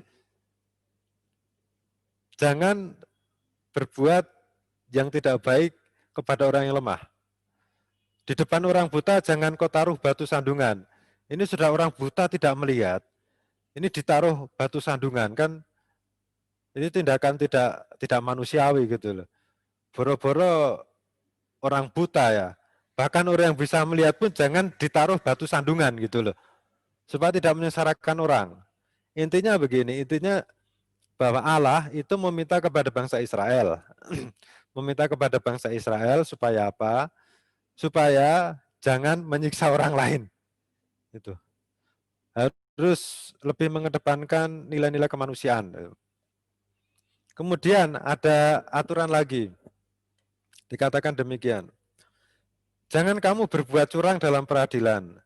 Janganlah engkau membela orang kecil dengan tidak sewajarnya, dan janganlah engkau terpengaruh oleh orang-orang besar, tetapi engkau harus mengadili orang sesamamu dengan kebenaran. Jadi diatur juga loh, bagaimana orang harus bersikap adil. Jelas orang berbuat curang dalam peradilan. Nah ini kalau janganlah engkau membela orang kecil dengan tidak sewajarnya itu gimana ya? Harusnya kan membela orang kecil kan baik ini loh. Tapi tidak dengan sewajarnya ini maksudnya gimana ini loh? Saya sendiri kurang begitu paham atau sekurang-kurangnya belum mempelajari secara lebih detail ya. Mengapa kok membela orang kecil dengan tidak sewajarnya? Mungkin juga saya belum menemukan gambaran secara persis ya. Kalau umpamanya dipengaruhi oleh orang-orang besar dalam peradilan sih, ya itu kan sampai sekarang juga jelas ya. Tetapi gini ya, mungkin membela orang kecil dengan tidak sewajarnya itu bahwa orang kecil ini mungkin mempunyai salah gitu ya. Salahnya besar, tapi hanya karena dia orang kecil kemudian dibela-bela sampai mati-matian gitu loh. Jadi seolah-olah memihak kepada orang kecil, pada orang kecil jelas salah gitu. Tapi dibela-bela karena dia tuh orang kecil gitu loh. Ya tidak bisa gitu loh. Ini membela orang kecil dengan tidak sewajarnya gitu. Jadi orang kecil dan orang besar itu ya sebetulnya kalau umpamanya salah, ya harus dibela secara sesuai dengan kebenaran gitu loh. Jangan mentang-mentang orang kecil kemudian harus minta pembelaan yang dilebihkan. Ya tidak bisa. Misalnya petani ya atau orang yang tidak punya pekerjaan gitu melakukan kesalahan besar. Nah, itu dibela-bela karena ya dia kan petani, kasihan gitu, tidak bisa hanya karena kasihan kemudian di peradilan itu harus dibenarkan perkaranya gitu, padahal melakukan kesalahan besar, tidak seperti itu ya. Nah, tapi memang bagus ini kitab imamat ya, jadi baik orang besar maupun orang kecil itu harus sama di hadapan hukum gitu. Nah ini yang terakhir, kasihlah sesama manusia seperti dirimu sendiri, ya, itu sudah tahulah. Nah hukum kekudusan lain. Di Imamat 18, itu kudusnya perkawinan itu ya. Jadi di sini bicara mengenai bagaimana orang Israel itu harus menjadi bangsa yang berbeda dalam hal perkawinan. Menjadi bangsa yang spesial, bangsa yang bisa dicontoh dalam hal perkawinan. Nah terutama dalam lingkup keluarga. Jadi dalam tradisi orang Israel, keluarga itu penting karena kalau keluarga itu sudah mulai tidak bagus situasinya, relasinya, itu akan mempengaruhi seluruh masyarakat gitu ya. Masyarakat juga mulai amburadul gitu ya, hanya karena masalah keluarga gitu ya. Karena kita tahu bangsa Israel pada waktu itu kan komunitas kecil ya, tidak besar seperti sekarang ini, sehingga kalau ada masalah di satu keluarga itu sangat mempengaruhi iklim kehidupan seluruh komunitas, seluruh masyarakat. Jadi di sini ada satu teks yang saya ambil dari Imamat bab 18 ayat 14. Janganlah kau singkapkan aurat istri saudara laki-laki ayahmu, janganlah kau hampiri istrinya karena ia istri saudara ayahmu. Ya intinya begini ya, yang miliknya orang lain tuh jangan diai gitu ya, termasuk istrinya gitu ya. Soalnya kalau terjadi demikian, wah ini menjadi kacau gitu ya. Misalnya larangan berzina gitu ya di dalam Dekalog. Nah, larangan berzina itu kan sebetulnya ini bukan soal hubungan seksual belaka gitu ya. Karena kalau hubungan seksual belaka itu juga pergi ke pelacuran itu akan dihukum mati gitu ya, akan dirajam gitu ya. Tetapi dalam kitab suci ada yang pergi ke pelacuran juga tidak dirajam gitu, hanya itu salah. Tapi mengapa kok berzina itu bisa dirajam hukumnya? Karena ini menyangkut soal hak milik dan keturunan gitu ya. Jadi berzina itu kaitannya dengan melakukan hubungan seksual dengan istri orang. Jadi ini kan berarti mengambil hak orang lain, mengambil properti orang lain, atau yang dikhawatirkan adalah, ini kan persoalannya kalau umpamanya orang melakukan perzinahan, nanti seandainya anak itu lahir, ini anak siapa gitu loh. Jadi ini masalah keturunan juga. Jadi bukan pertama-tama soal hubungan seksual, meskipun itu juga tidak dibenarkan, tetapi ini lebih menyangkut kepada kehidupan seluruh komunitas. Nanti ini anak siapa? Apalagi pada zaman itu kan soal keturunan kan sangat sensitif gitu ya. Jadi jangan berzina itu harus dilihat dalam konteks yang lebih luas untuk mempertahankan kehidupan masyarakat Israel pada waktu itu. Ya ini sekedar contoh saja. Ini bisa dibahas lebih lanjut. Tetapi ya memang untuk memahami satu teks kita harus belajar konteks pada waktu teks ini ditulis ya. Nah kemudian ada kudusnya hidup ya. Nah kudusnya hidup ini berkaitan dengan relasi antar individu. Misalnya, ini yang cocok ya. Janganlah engkau pergi kian kemari menyebarkan fitnah di antara orang-orang sebangsamu. Intinya gosip gitu ya. Kenapa kok dilarang menyebarkan gosip? Sekali lagi, ini bukan soal gosip itu jelek. Memang itu jelek ya. Tetapi lebih jika orang lebih pada bagaimana mempertahankan satu komunitas, bagaimana mempertahankan satu masyarakat. Kalau orang menyebarkan fitnah satu dengan lain, kemungkinan besar masyarakat akan terpecah. Dan itu tidak baik untuk kehidupan individu maupun kehidupan bersama. Ya seperti sekarang ini hoax gitu ya. Sudah mulai hoax gitu, sudah. Akan terpecah dan itu tidak tenang. Orang akan curiga satu dengan yang lain. Bayangkan saja ya, bisa dimengerti ini. Ini tulisan larangan ini ya, atau instruksi ini ditulis 3.000 tahun yang lalu loh. Tetapi masih relevan untuk zaman sekarang. Berarti persoalan menyebarkan fitnah itu sejak nenek moyang kita itu sudah ada gitu loh. Dan ini sangat bahaya untuk kehidupan bermasyarakat pada waktu itu, tapi sekarang ini juga untuk kehidupan bernegara gitu. Lalu juga dikatakan janganlah engkau mengancam hidup sesama manusia. Nah, ada lagi kutipan gitu ya. Imamat 20 ayat 9. Bicara kudusnya umat Tuhan. Apabila ada seseorang mengutuki ayahnya atau ibunya, pastilah ia akan dihukum mati. Waduh, yakin nggak ini nih? Kayaknya ia telah mengutuki ayahnya dan ibunya, maka darahnya tertimpa kepadanya sendiri. Mengutuk itu maksudnya apa ya? Atau mengatakan, wah saya nggak biar orang tua saya tuh begini-begini, mati atau apa, itu udah mengutuki. Tapi sebetulnya kita harus melihat salah satu teks ini ya, dalam kerangka yang lebih luas. Dalam arti, ini, jangan mengutuki ayah dan ibumu itu maksudnya, jangan meninggalkan ayah dan ibumu pada waktu tua. Karena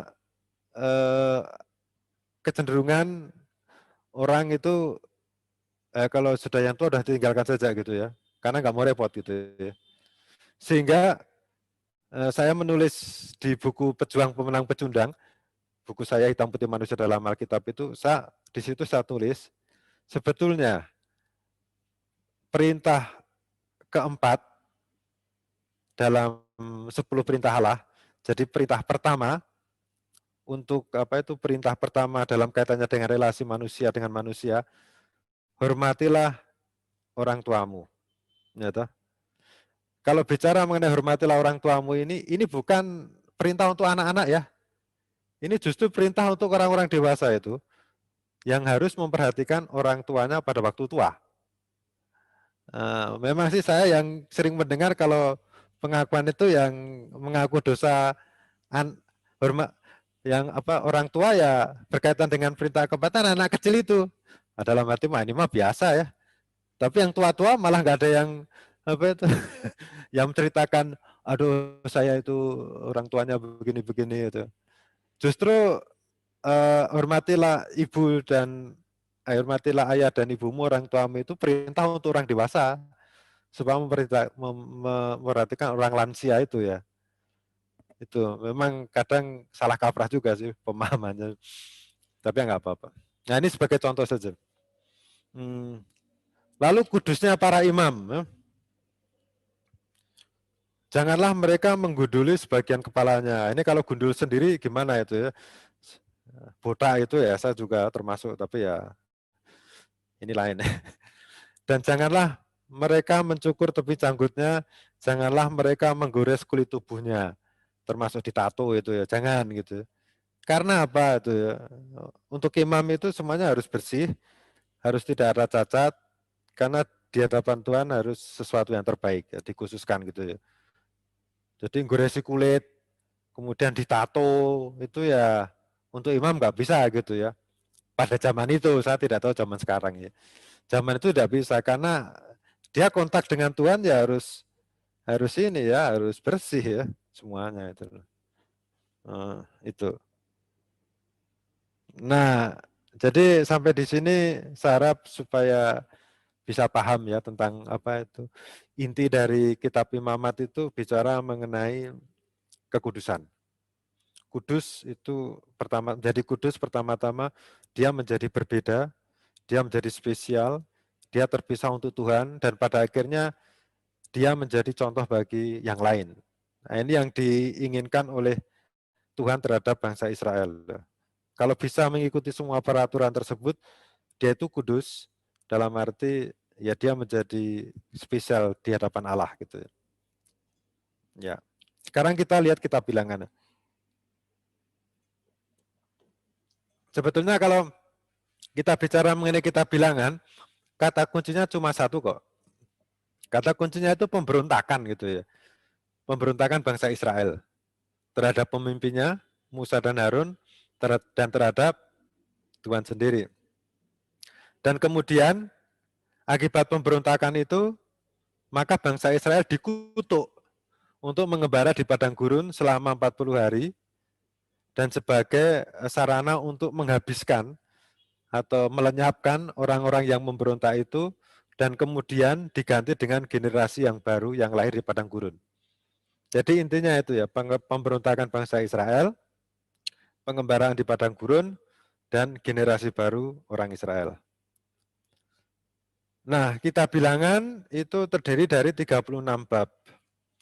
Bab 1 sampai bab 10 itu bicara tentang Allah mempersiapkan umatnya di Gunung Sinai dengan memberikan imam, dengan memberikan ajaran, bicara tentang kemurnian juga, kehadiran kemah suci, dan tanda-tanda kehadirannya. Jadi bab 1 sampai bab 10 itu di kitab Bilangan itu settingnya masih di Gunung Sinai, dia masih di kaki Gunung Sinai.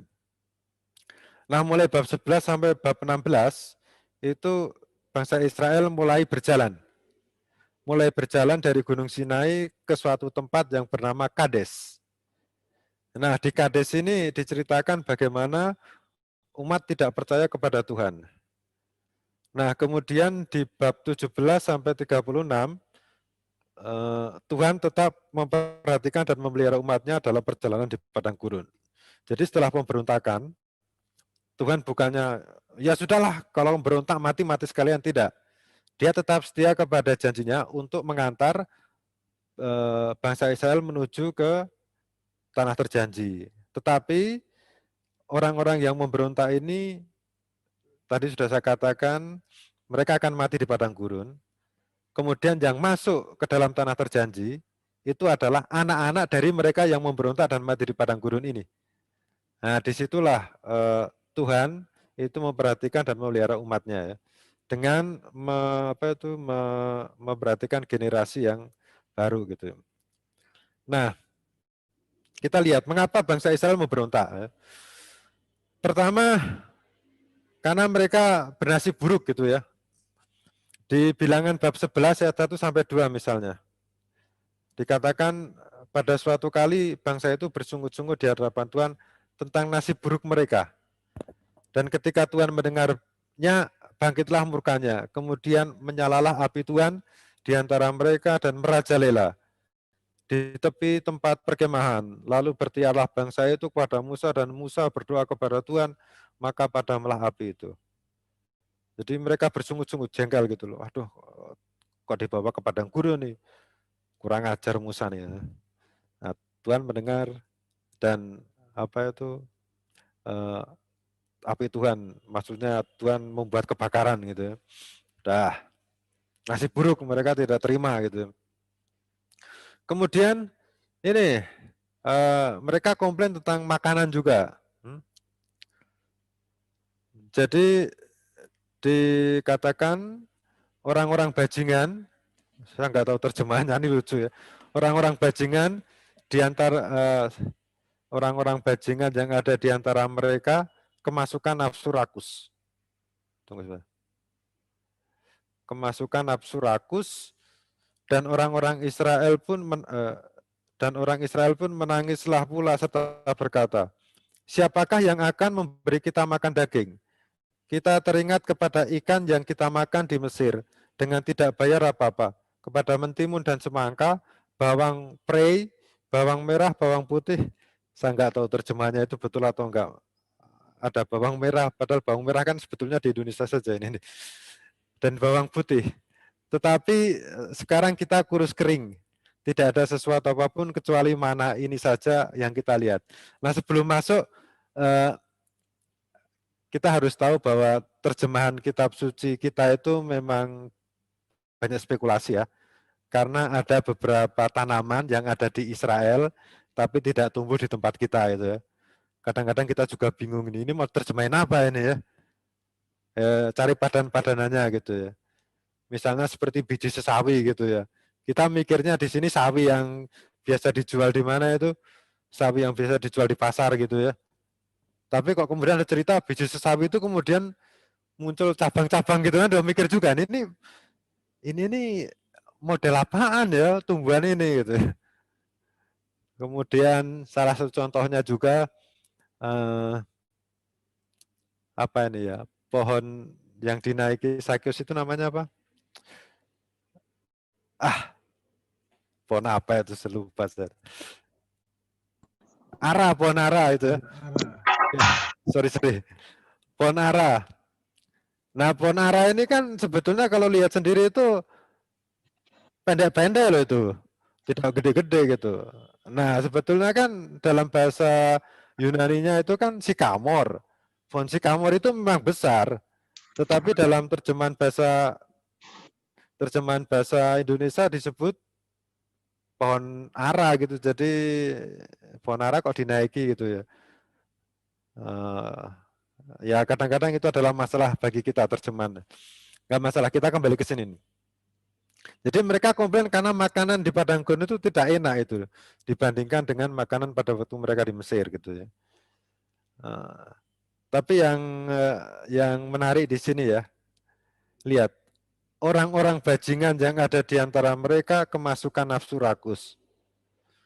Tampaknya yang dinamakan orang-orang bajingan di sini ini adalah provokator ya. Jadi provokator itu ngompor-ngomporin bangsa Israel untuk melawan Musa gitu ya. Jadi Anda lihat di sini ya, di dalam kitab suci, yang namanya provokator itu tidak hanya sekarang ini, zaman dulu pun ada gitu ya. Zaman dulu pun ada, dan itu di antara bangsa Israel sendiri ya, yang mengompori untuk melawan Musa itu. Jadi nggak usah heran kalau ada provokator zaman sekarang, itu udah dari dulu itu. Udah dari dulu. Ya, kita lanjut. Nah, kemudian keluhan lagi berkaitan dengan otoritas ya. Miriam dan Harun itu mengatai Musa berkenaan dengan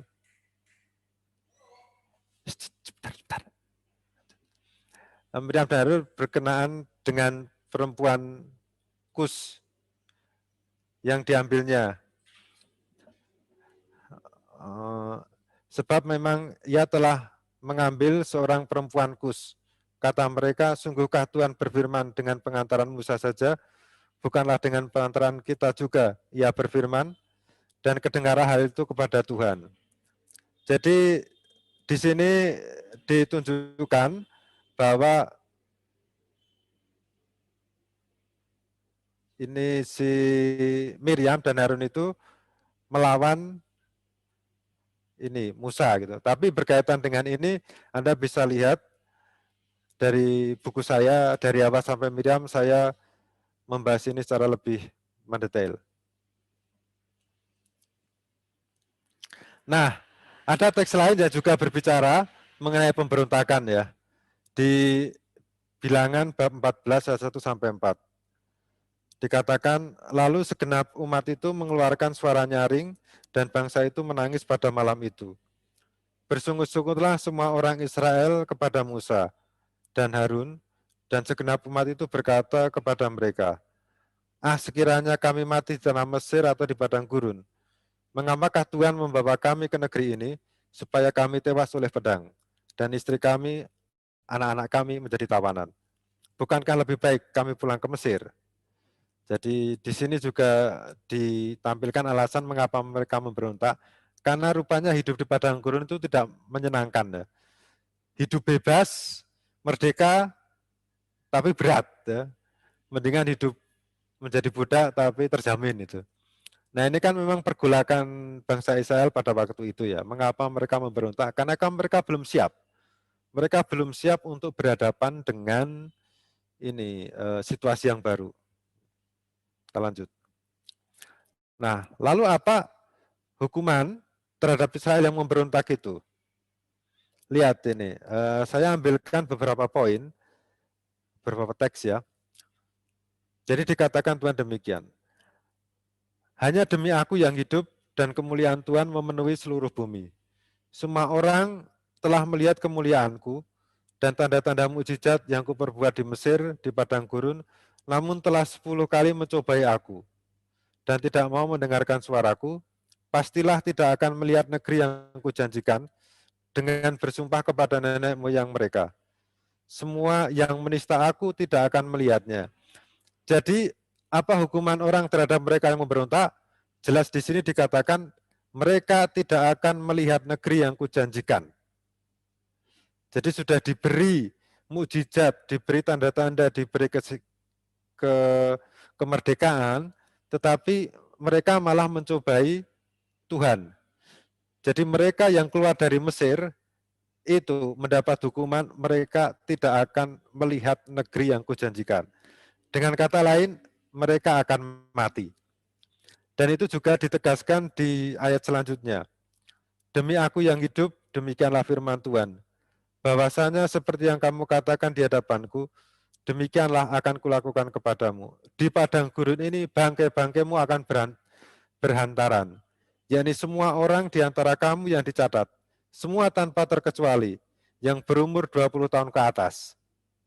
Karena kamu telah bersungut-sungut kepadaku, bahwasanya kamu ini tidak akan masuk ke negeri yang mengangkat sumpah telah kujanjikan akan kuberikan, yang akan kuberi kamu diami.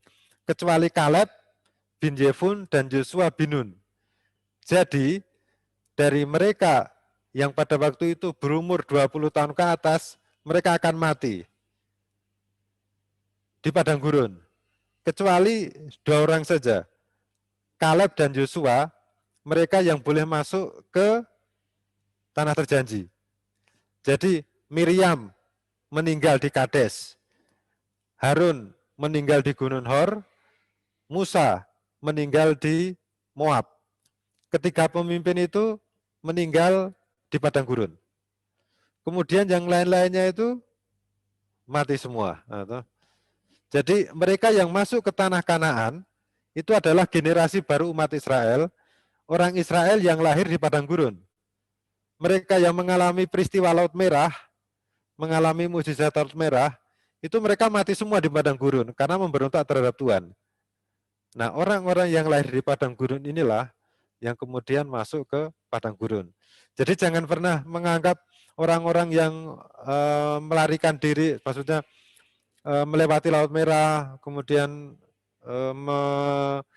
mengalami mukjizat Tuhan di Laut Merah, kemudian melihat Tuhan di Sinai, itu mereka masuk ke tanah terjanji, tidak. Mereka semua mati di padang gurun dalam pengembaraan 40 tahun itu ya. Ya. Nah ini juga salah satu pemberontakan yang terkenal, yaitu pemberontakan Korah, Datan, dan Abiram.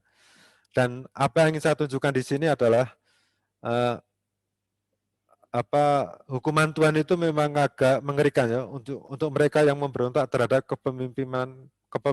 kepemimpinan Musa, orang yang dipilih oleh Allah. Dikatakan di sini, mereka dihukum oleh Tuhan. Dikatakan, maka terbelahlah tanah yang di bawah mereka, bumi membuka mulutnya dan menelan mereka dengan seisi rumahnya dan dengan semua orang yang ada pada Korah, dengan segala harta milik mereka.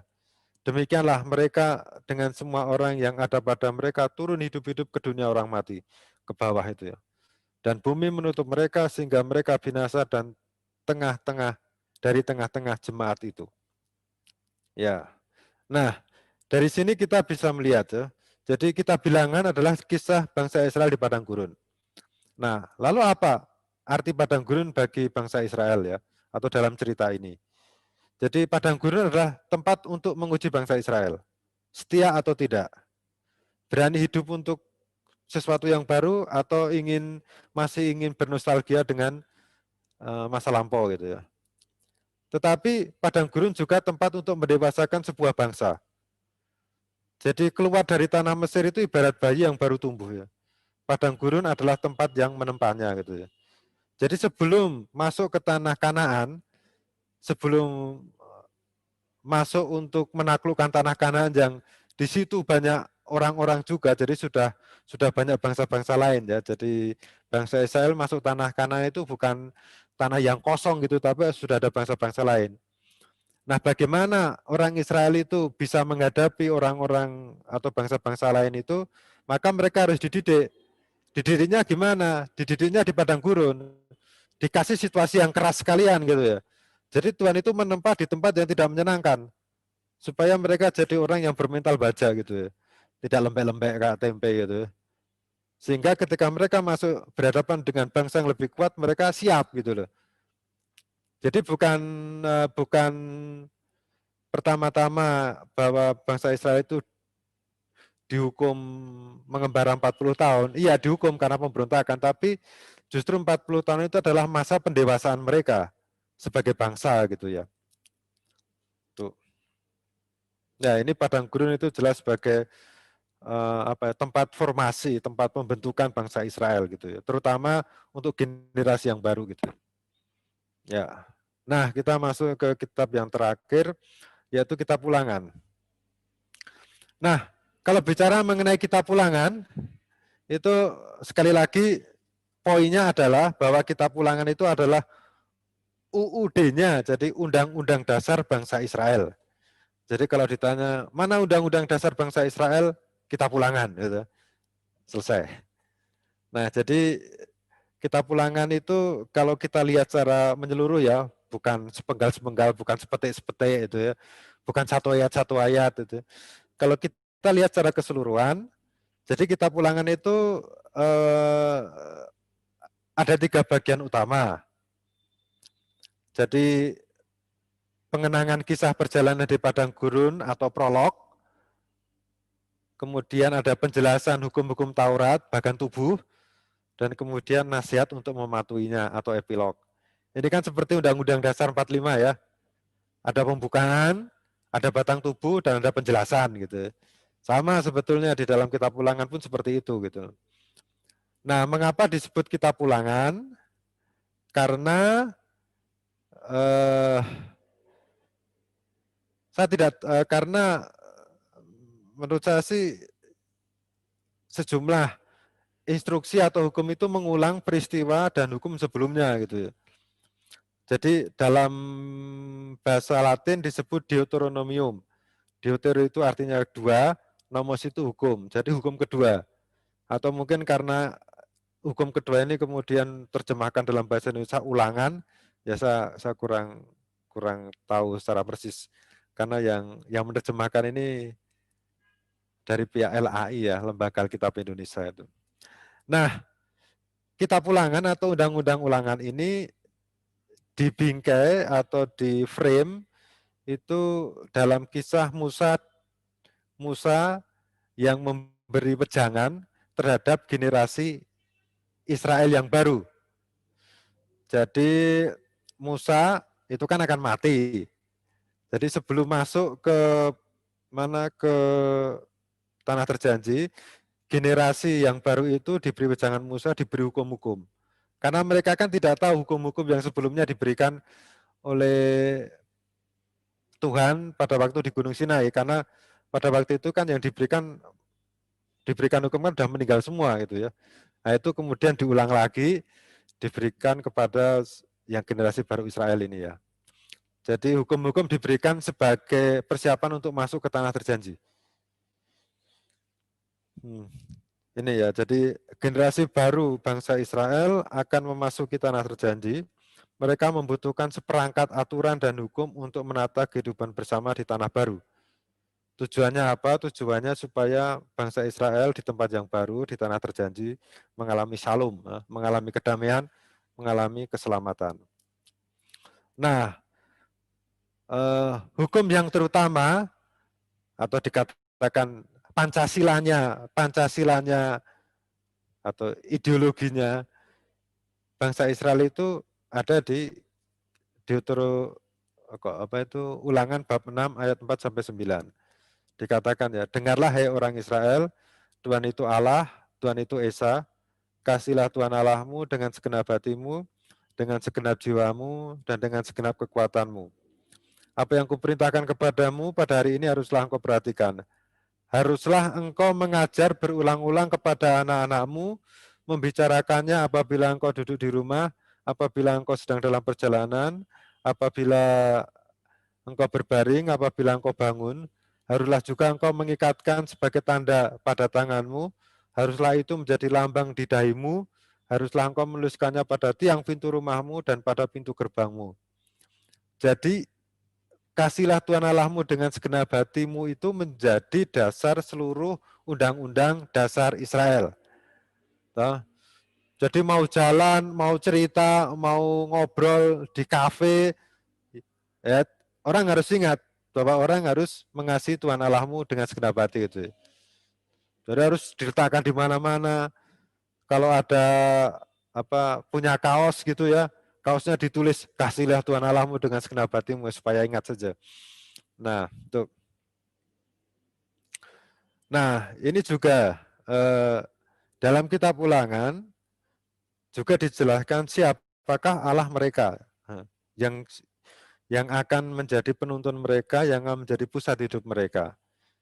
Yang jelas, bagi mereka, mereka diajarkan bahwa Allah mereka, yaitu Tuhan yang di langit di atas dan di bumi di bawah. Jadi Allah itu berbeda dengan yang lain, yang menguasai langit dan menguasai bumi. Tuh. Kemudian diceritakan juga ya, dikatakan berpeganglah pada ketetapan dan perintahnya yang kusampaikan kepadamu pada hari ini, supaya baik keadaanmu, keadaan anak-anakmu, supaya lanjut umurnya di tanah yang diberikan Tuhan Allahmu. Jadi, orang yang berpegang pada undang-undang dasar Israel ini, maksudnya juga bagaimana bersikap dengan yang lain gitu ya, itu pasti nanti akan terjamin hidupnya. Jadi lanjut umurnya di tanah yang diberikan Tuhan. Dan mereka juga diwajibkan supaya ingat, tidak perlu takut karena apa? Karena Tuhan mereka berbeda dengan Allah yang lain. Yahweh berbeda dengan ilah-ilah bangsa lain. Karena apa? Karena Tuhan Allah ada di tengah-tengah bangsa Israel. Dikatakan di sini, ada di tengah-tengahmu.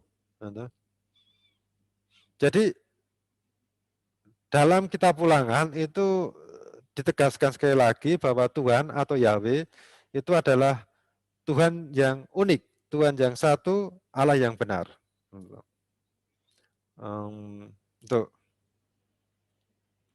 Selain itu juga ditegaskan bahwa dalam kitab Ulangan bahwa Tuhan itu adalah Allah yang mengatur semuanya. Nah, sekali lagi dikatakan di situ dalam kitab Ulangan, Musa meminta supaya bangsa Israel jangan takut.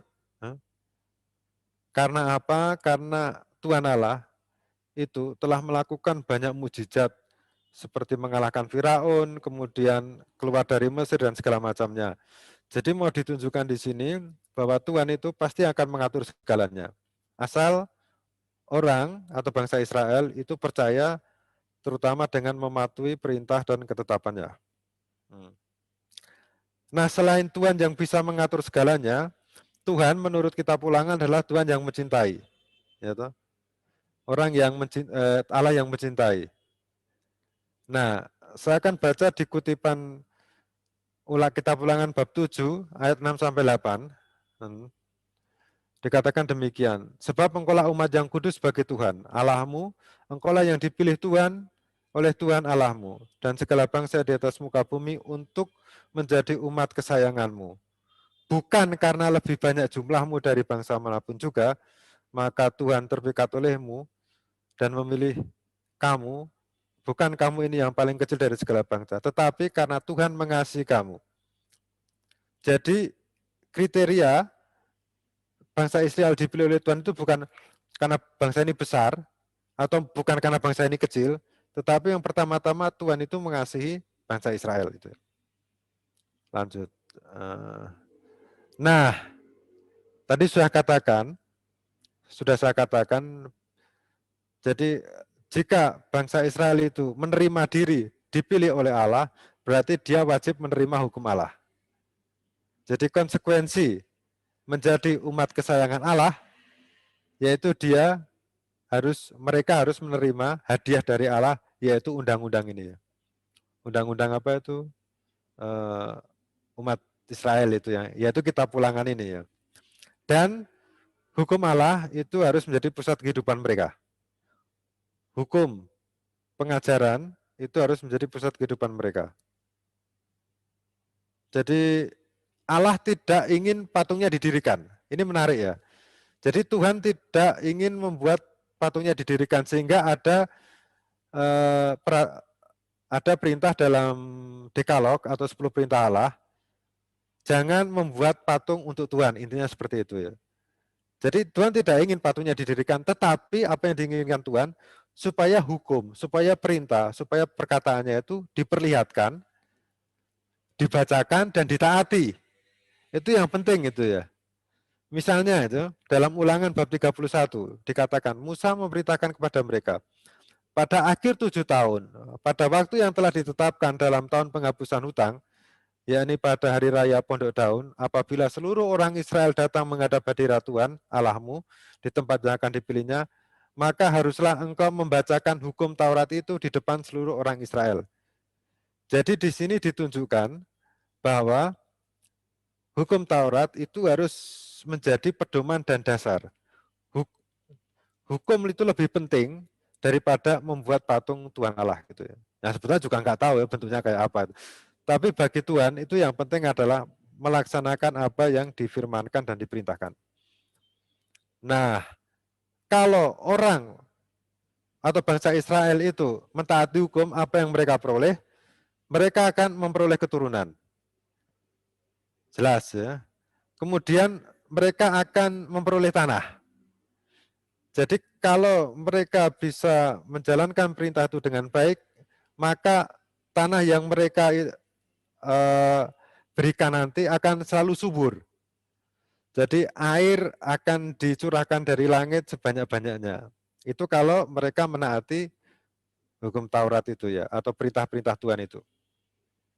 Nah, kemudian yang terakhir itu ini nih, saya tutup saja. Yang terakhir dari kitab Ulangan, apa yang ini ditegaskan? Bahwa Allah hadir di tengah-tengah mereka.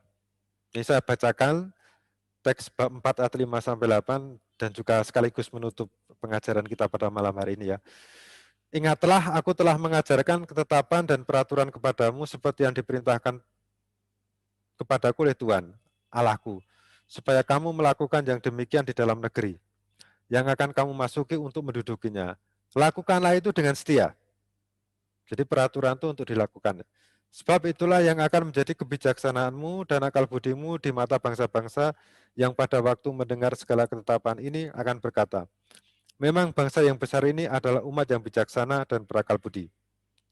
Jadi mereka diminta, bangsa Israel diminta untuk melaksanakan ketetapan dan peraturan Tuhan, supaya di mata bangsa-bangsa lain, mereka melihat bangsa ini atau bangsa Israel adalah umat yang bijaksana dan berakal budi. Bukan bangsa yang barbar, bukan bangsa yang tidak tahu aturan dan segala macam. Sehingga dikatakan juga, sebab bangsa besar manakah yang mempunyai Allah yang demikian dekat kepadanya seperti Tuhan Allah kita. Jadi Allah Israel adalah Allah yang dekat dengan umatnya. Setiap kali kita memanggil kepadanya. Dan bangsa besar manakah yang mempunyai ketetapan dan peraturan sedemikian adil seperti seluruh hukum ini yang kubentangkan kepadamu pada hari ini. Jadi poin dari kitab Ulangan adalah, siapakah Tuhan itu?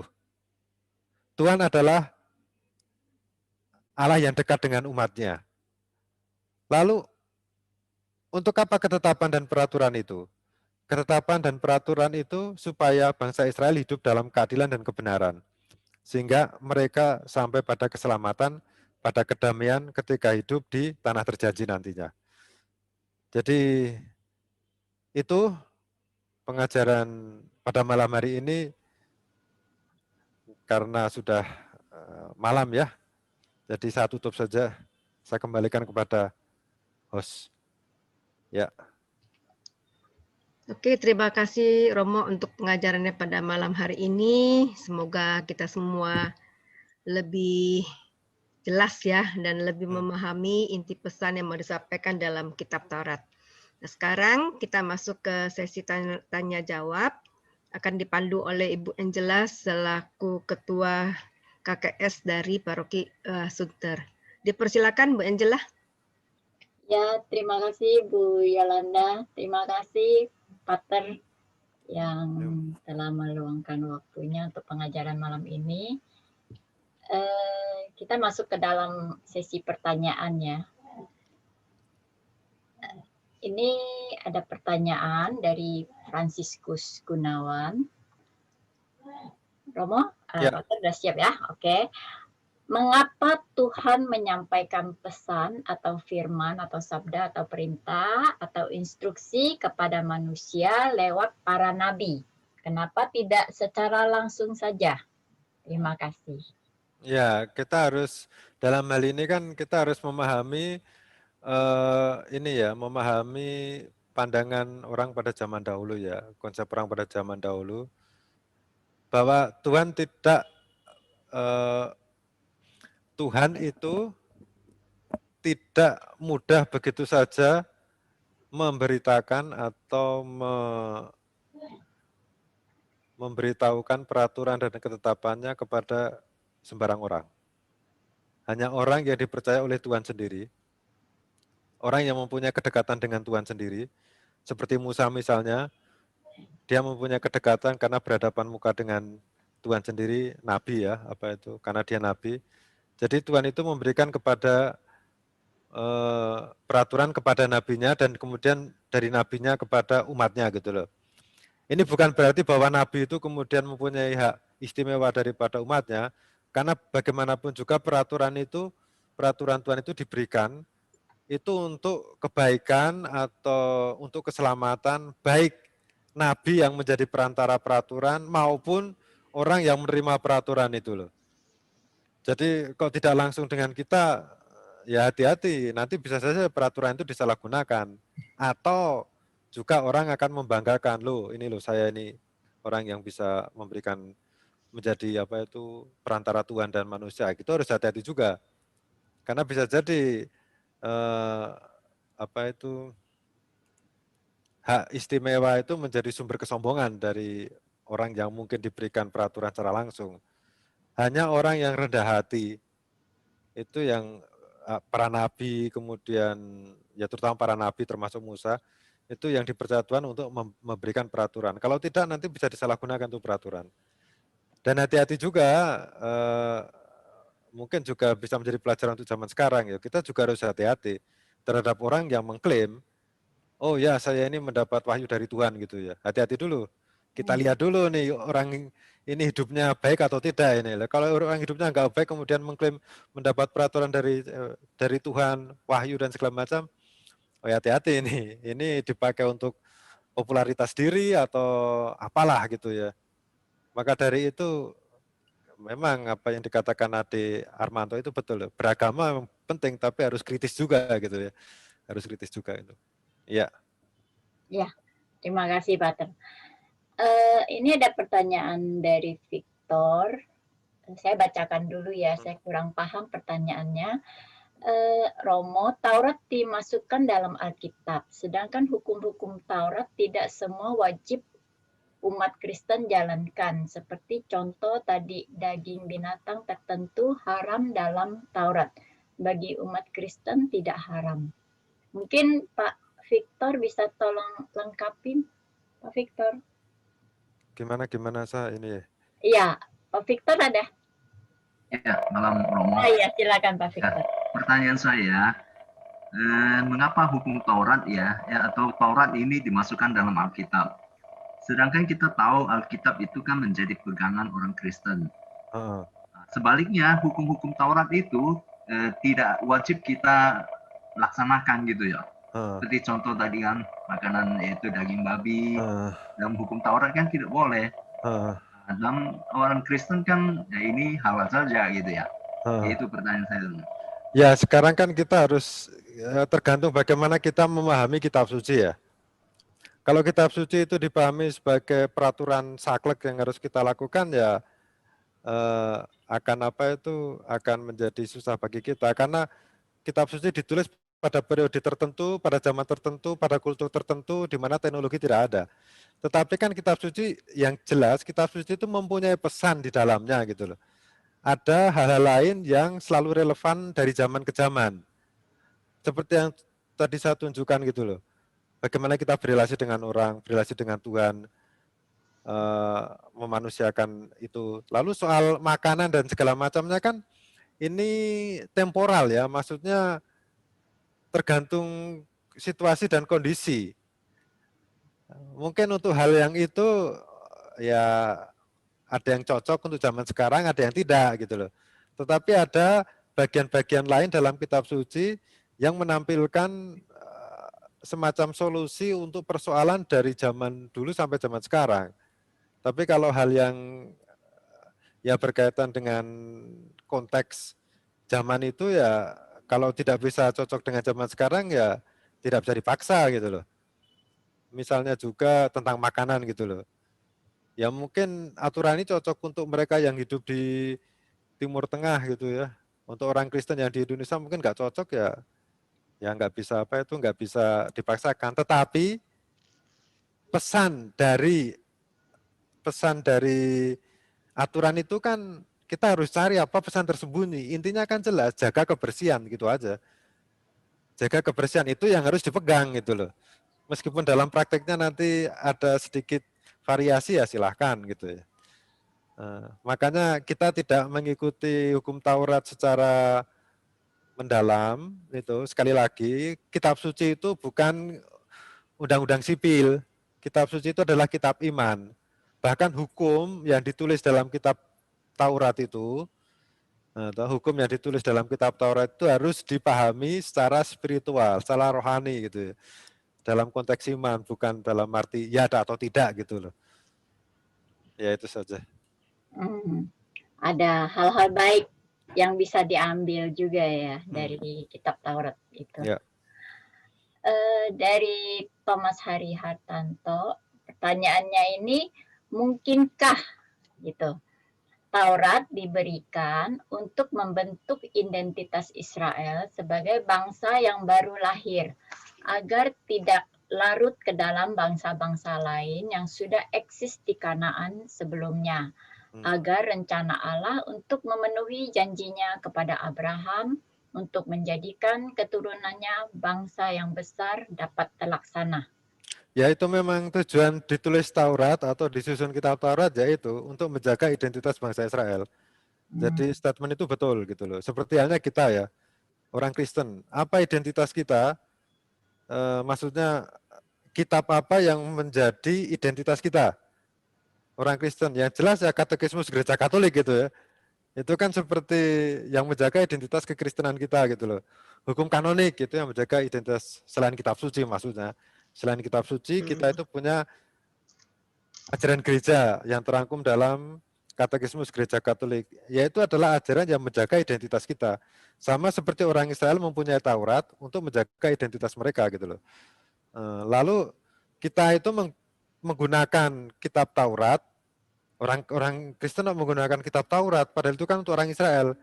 Masalahnya itu bukan soal dia orang Israel atau seorang Kristen, masalahnya bukan itu.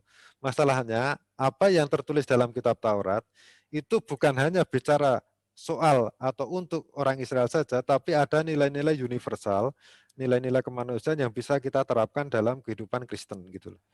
Dalam Kristiani gitu ya. Ya. Terima kasih, Pater. Terus ada lagi ini pertanyaan dari Franz, ada 4 Pater pertanyaannya. Mau satu-satu?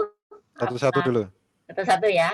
Oke, yang pertama, mohon penjelasannya tentang gambaran surga dan neraka menurut kitab Taurat. Jadi kitab Taurat tidak ada gambaran surga dan neraka. Hanya ada bahwa orang mati itu turun ke dunia orang mati gitu aja. Jadi saat ditulis atau gini ya, kita harus tahu bahwa kitab suci itu adalah kitab yang ditulis untuk menjalin atau untuk terutama kitab Taurat ya, kitab yang ditulis untuk mengajarkan bagaimana orang berelasi dengan Tuhan dan berelasi dengan sesama. Itu tujuannya, tujuan penulisannya itu.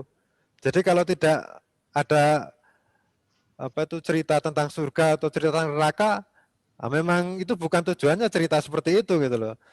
Penulis kitab suci nggak terlalu peduli soal itu ya, atau penulis kitab Taurat nggak peduli.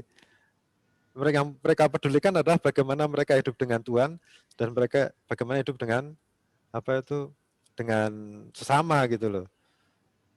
Jadi nggak ada gambaran surga dan neraka dalam kitab Taurat. Dan untuk penulis kitab Taurat nggak penting itu. Mungkin kalau untuk zaman sekarang ya mereka mau karang-karang tentang surga dan neraka silahkan gitu. Tapi untuk penulis Taurat pada waktu itu nggak penting-penting juga kayak gitu itu. Yang penting adalah hidup sekarang ini loh gitu. Bagaimana orang harus hidup itu. Soal surga atau neraka itu urusan Tuhan gitu. Dan belum ada pandangan kayak gitu. Itu. Oke, baik Pater. Yang kedua, kalau di PL Kitab Imamat ada larangan atau mengharamkan makanan, lalu apakah di PB ada juga larangan atau mengharamkan makanan? Yesus memang menyinggung loh, tapi tidak memberikan ajaran tentang makanan yang haram atau tidak toh. Tetapi kan yang diangkat oleh Yesus itu yang penting adalah apa yang keluar dari mulutmu, bukan apa yang masuk ke dalam mulutmu itu. Ketika berbicara tentang haram atau tidak haram tentang makanan gitu loh. Tapi PB itu tidak bicara tentang haram atau halalnya makanan gitu. Karena apa? Karena kita perjanjian baru, Injil itu kan bicara tentang hidup Yesus. Ya. Bagaimana kita mencontoh hidup Yesus. Jadi tujuannya itu, soal haram dan haram kan nggak penting juga. Itu. Makanya penulis kitab Injil itu tidak fokus ke soal haram atau halal makanan, karena memang itu bukan tujuannya dituliskan Injil gitu. Ya. Oke, yang keempat, dalam Kejadian bab 5 ayat 24, Henok diangkat Allah. Apakah bisa diartikan kalau Henok diangkat Allah dengan tubuhnya sama seperti Bunda Maria? Nah, ini Henok diangkat Allah ini kan juga perlu dilihat konteksnya ya. Jadi ini kan cerita, sebetulnya cerita itu ingin menunjukkan bahwa Henok yang hidup baik itu akan diangkat oleh Allah sendiri. Maksudnya diberikan anugerah yang istimewa, privilege gitu ya. Jadi diangkat Allah itu tidak harus diartikan secara harfiah ya. Itu juga bisa diartikan atau diartikan secara simbolis. Bahwa orang yang baik akan berada dalam kehidupan bersama Allah. Diangkat gitu ya. Bukan berarti bahwa dia seperti roket dari bumi kemudian naik ke surga gitu, tidak.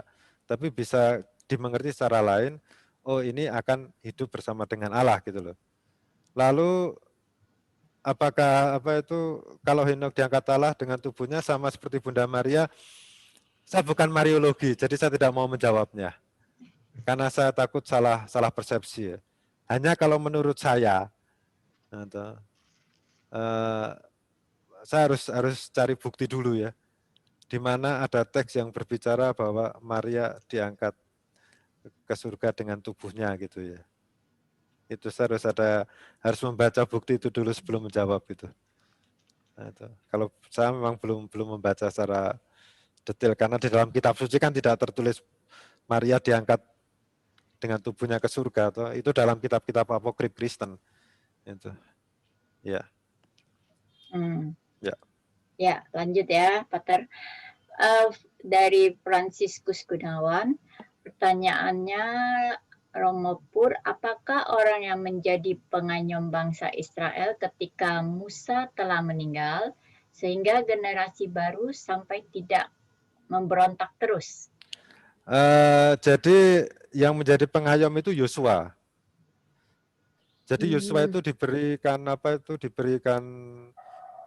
tugas oleh Musa sendiri untuk menjadi pemimpin bagi bangsa Israel, generasi baru yang masuk ke tanah terjanji ya. Jadi mereka tidak memberontak. Yang generasi baru itu tidak memberontak karena apa? Karena generasi baru itu sudah dididik di padang gurun gitu loh. Sudah sejak kecil kan mereka lahir di padang gurun nih yang generasi baru ini nih.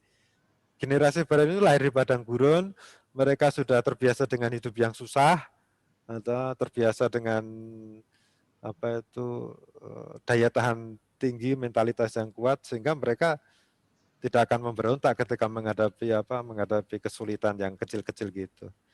Jadi memang sebetulnya ini menjadi pelajaran bagi kita juga ya. Biasakanlah diri untuk inilah, biasakanlah diri untuk susah gitu loh. Kalau nggak susah kalau menderita itu nggak usah terlalu mengeluh itu loh. Supaya nanti kalau mendapat penderitaan yang lebih berat, santailah. Gitu. Ya. Ya. Kelihatannya ini pertanyaan terakhir ya. Pertanyaan Ya. di bawahnya nggak ada lagi. Jadi dari Indra Librata, apa hukum Taurat masih dijalankan oleh bangsa Israel zaman sekarang ini seperti korban bakaran, sajian dan lain-lain? Tidak.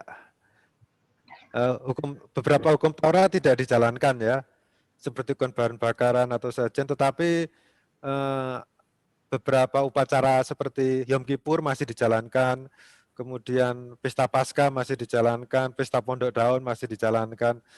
Jadi rupanya bangsa Israel sekarang ini tetap menghargai apa yang tertulis dalam Taurat, tapi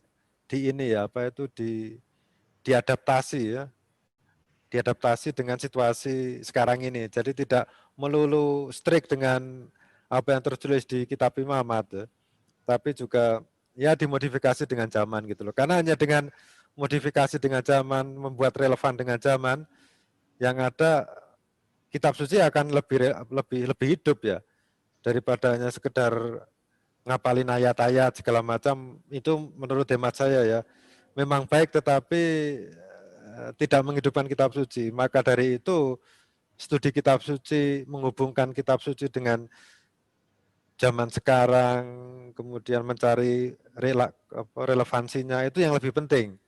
Karena kalau tidak ditafsirkan dengan zaman yang baru, kitab suci akan menjadi kitab suci aja, mati gitu aja.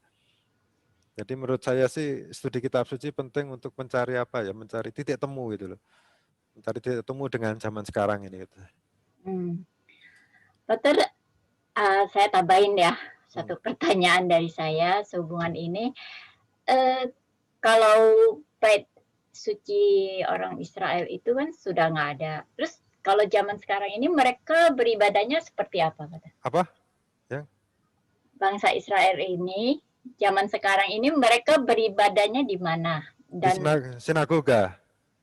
Di sana Di banyak sinagoga. Jadi korban bakaran praktis tidak dilakukan lagi, tetapi mereka pusatnya adalah sekarang ibadahnya itu studi kitab suci. Jadi di sinagoga itu mereka membaca kitab suci, studi bersama, beribadah bersama. Jadi fokus mereka itu adalah kitab suci. Kitab suci. Malah yang aneh itu ya ini gereja Katolik, bukan aneh sih ya. Justru yang gereja Katolik itu ada kurban, Ekaristi itu sekaligus studi kitab suci gitu loh. Orang Kristen itu studi kitab suci. Maksudnya membahas kitab suci, ibadahnya dan nyanyi puji-pujian gitu. Itu ya, sampai sekarang. Kita punya paket lengkap. Lengkap. Iya, lengkap, tapi penghayatannya bagaimana itu yang dipertanyakan ya. Baik, Pater. Semoga penghayatannya semakin mendalam ya. Iya, itu. Dan sekarang banyak webinar tentang membahas kitab suci juga. Iya. Oke, terima kasih Pater Purnomo yang telah mengajar kami intisari dari kitab Taurat dalam 2 pertemuan. Kami dari Kerasulan Kitab Suci Paroki Sunter Santo Lukas ya mengucapkan banyak terima kasih kepada Pater Albertus Purnomo OFM dan kepada Bapak Ibu dan teman-teman yang setia dalam program Kitab Suci yang kami adakan.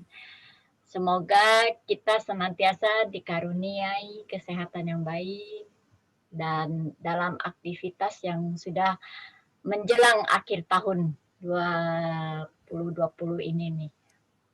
Sebulan lebih lagi ya, pergantian tahun. Dan saat ini kami mengucapkan selamat malam, selamat beristirahat, Tuhan memberkati. Terima kasih semuanya. Oke, mari kita tutup dengan doa penutup yang akan dibawakan oleh Pak Hendrik. Silakan Pak Hendrik. Malam Bu Yolanda.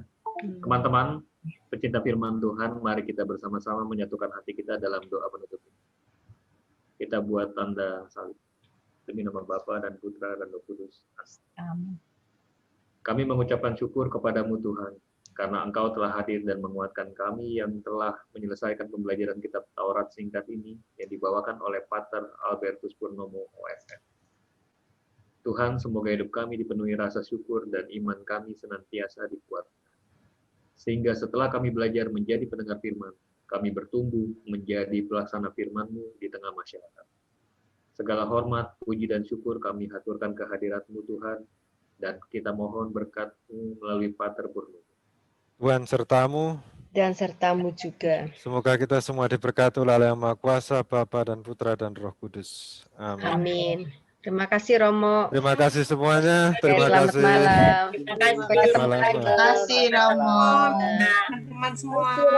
Ya, oke, terima kasih. Terima kasih. Terima kasih Romo. Salif ya. Terima kasih. Oke, makasih Romo. Bapak Ya, Ibu. salif ya. Salif Ya, ya. iya. Oke. Sampai ketemu hari Jumat Romo Ibu ya. Angela. Ya, terima Bu kasih Bu. Yolanda. Terima Terima kasih kasih Penny. semuanya. Terima kasih semuanya. Terima kasih, Terima kasih Bu Angela. Terima kasih Pak Paulus. Ini ada Pak Paulus nih. Iya, Pak Dari Paulus. KPKS, bukan dari KPKS nih. Pak Paulus dari KPKS. Sama kembarannya Pak Paulus Bugiarto nih. Nah,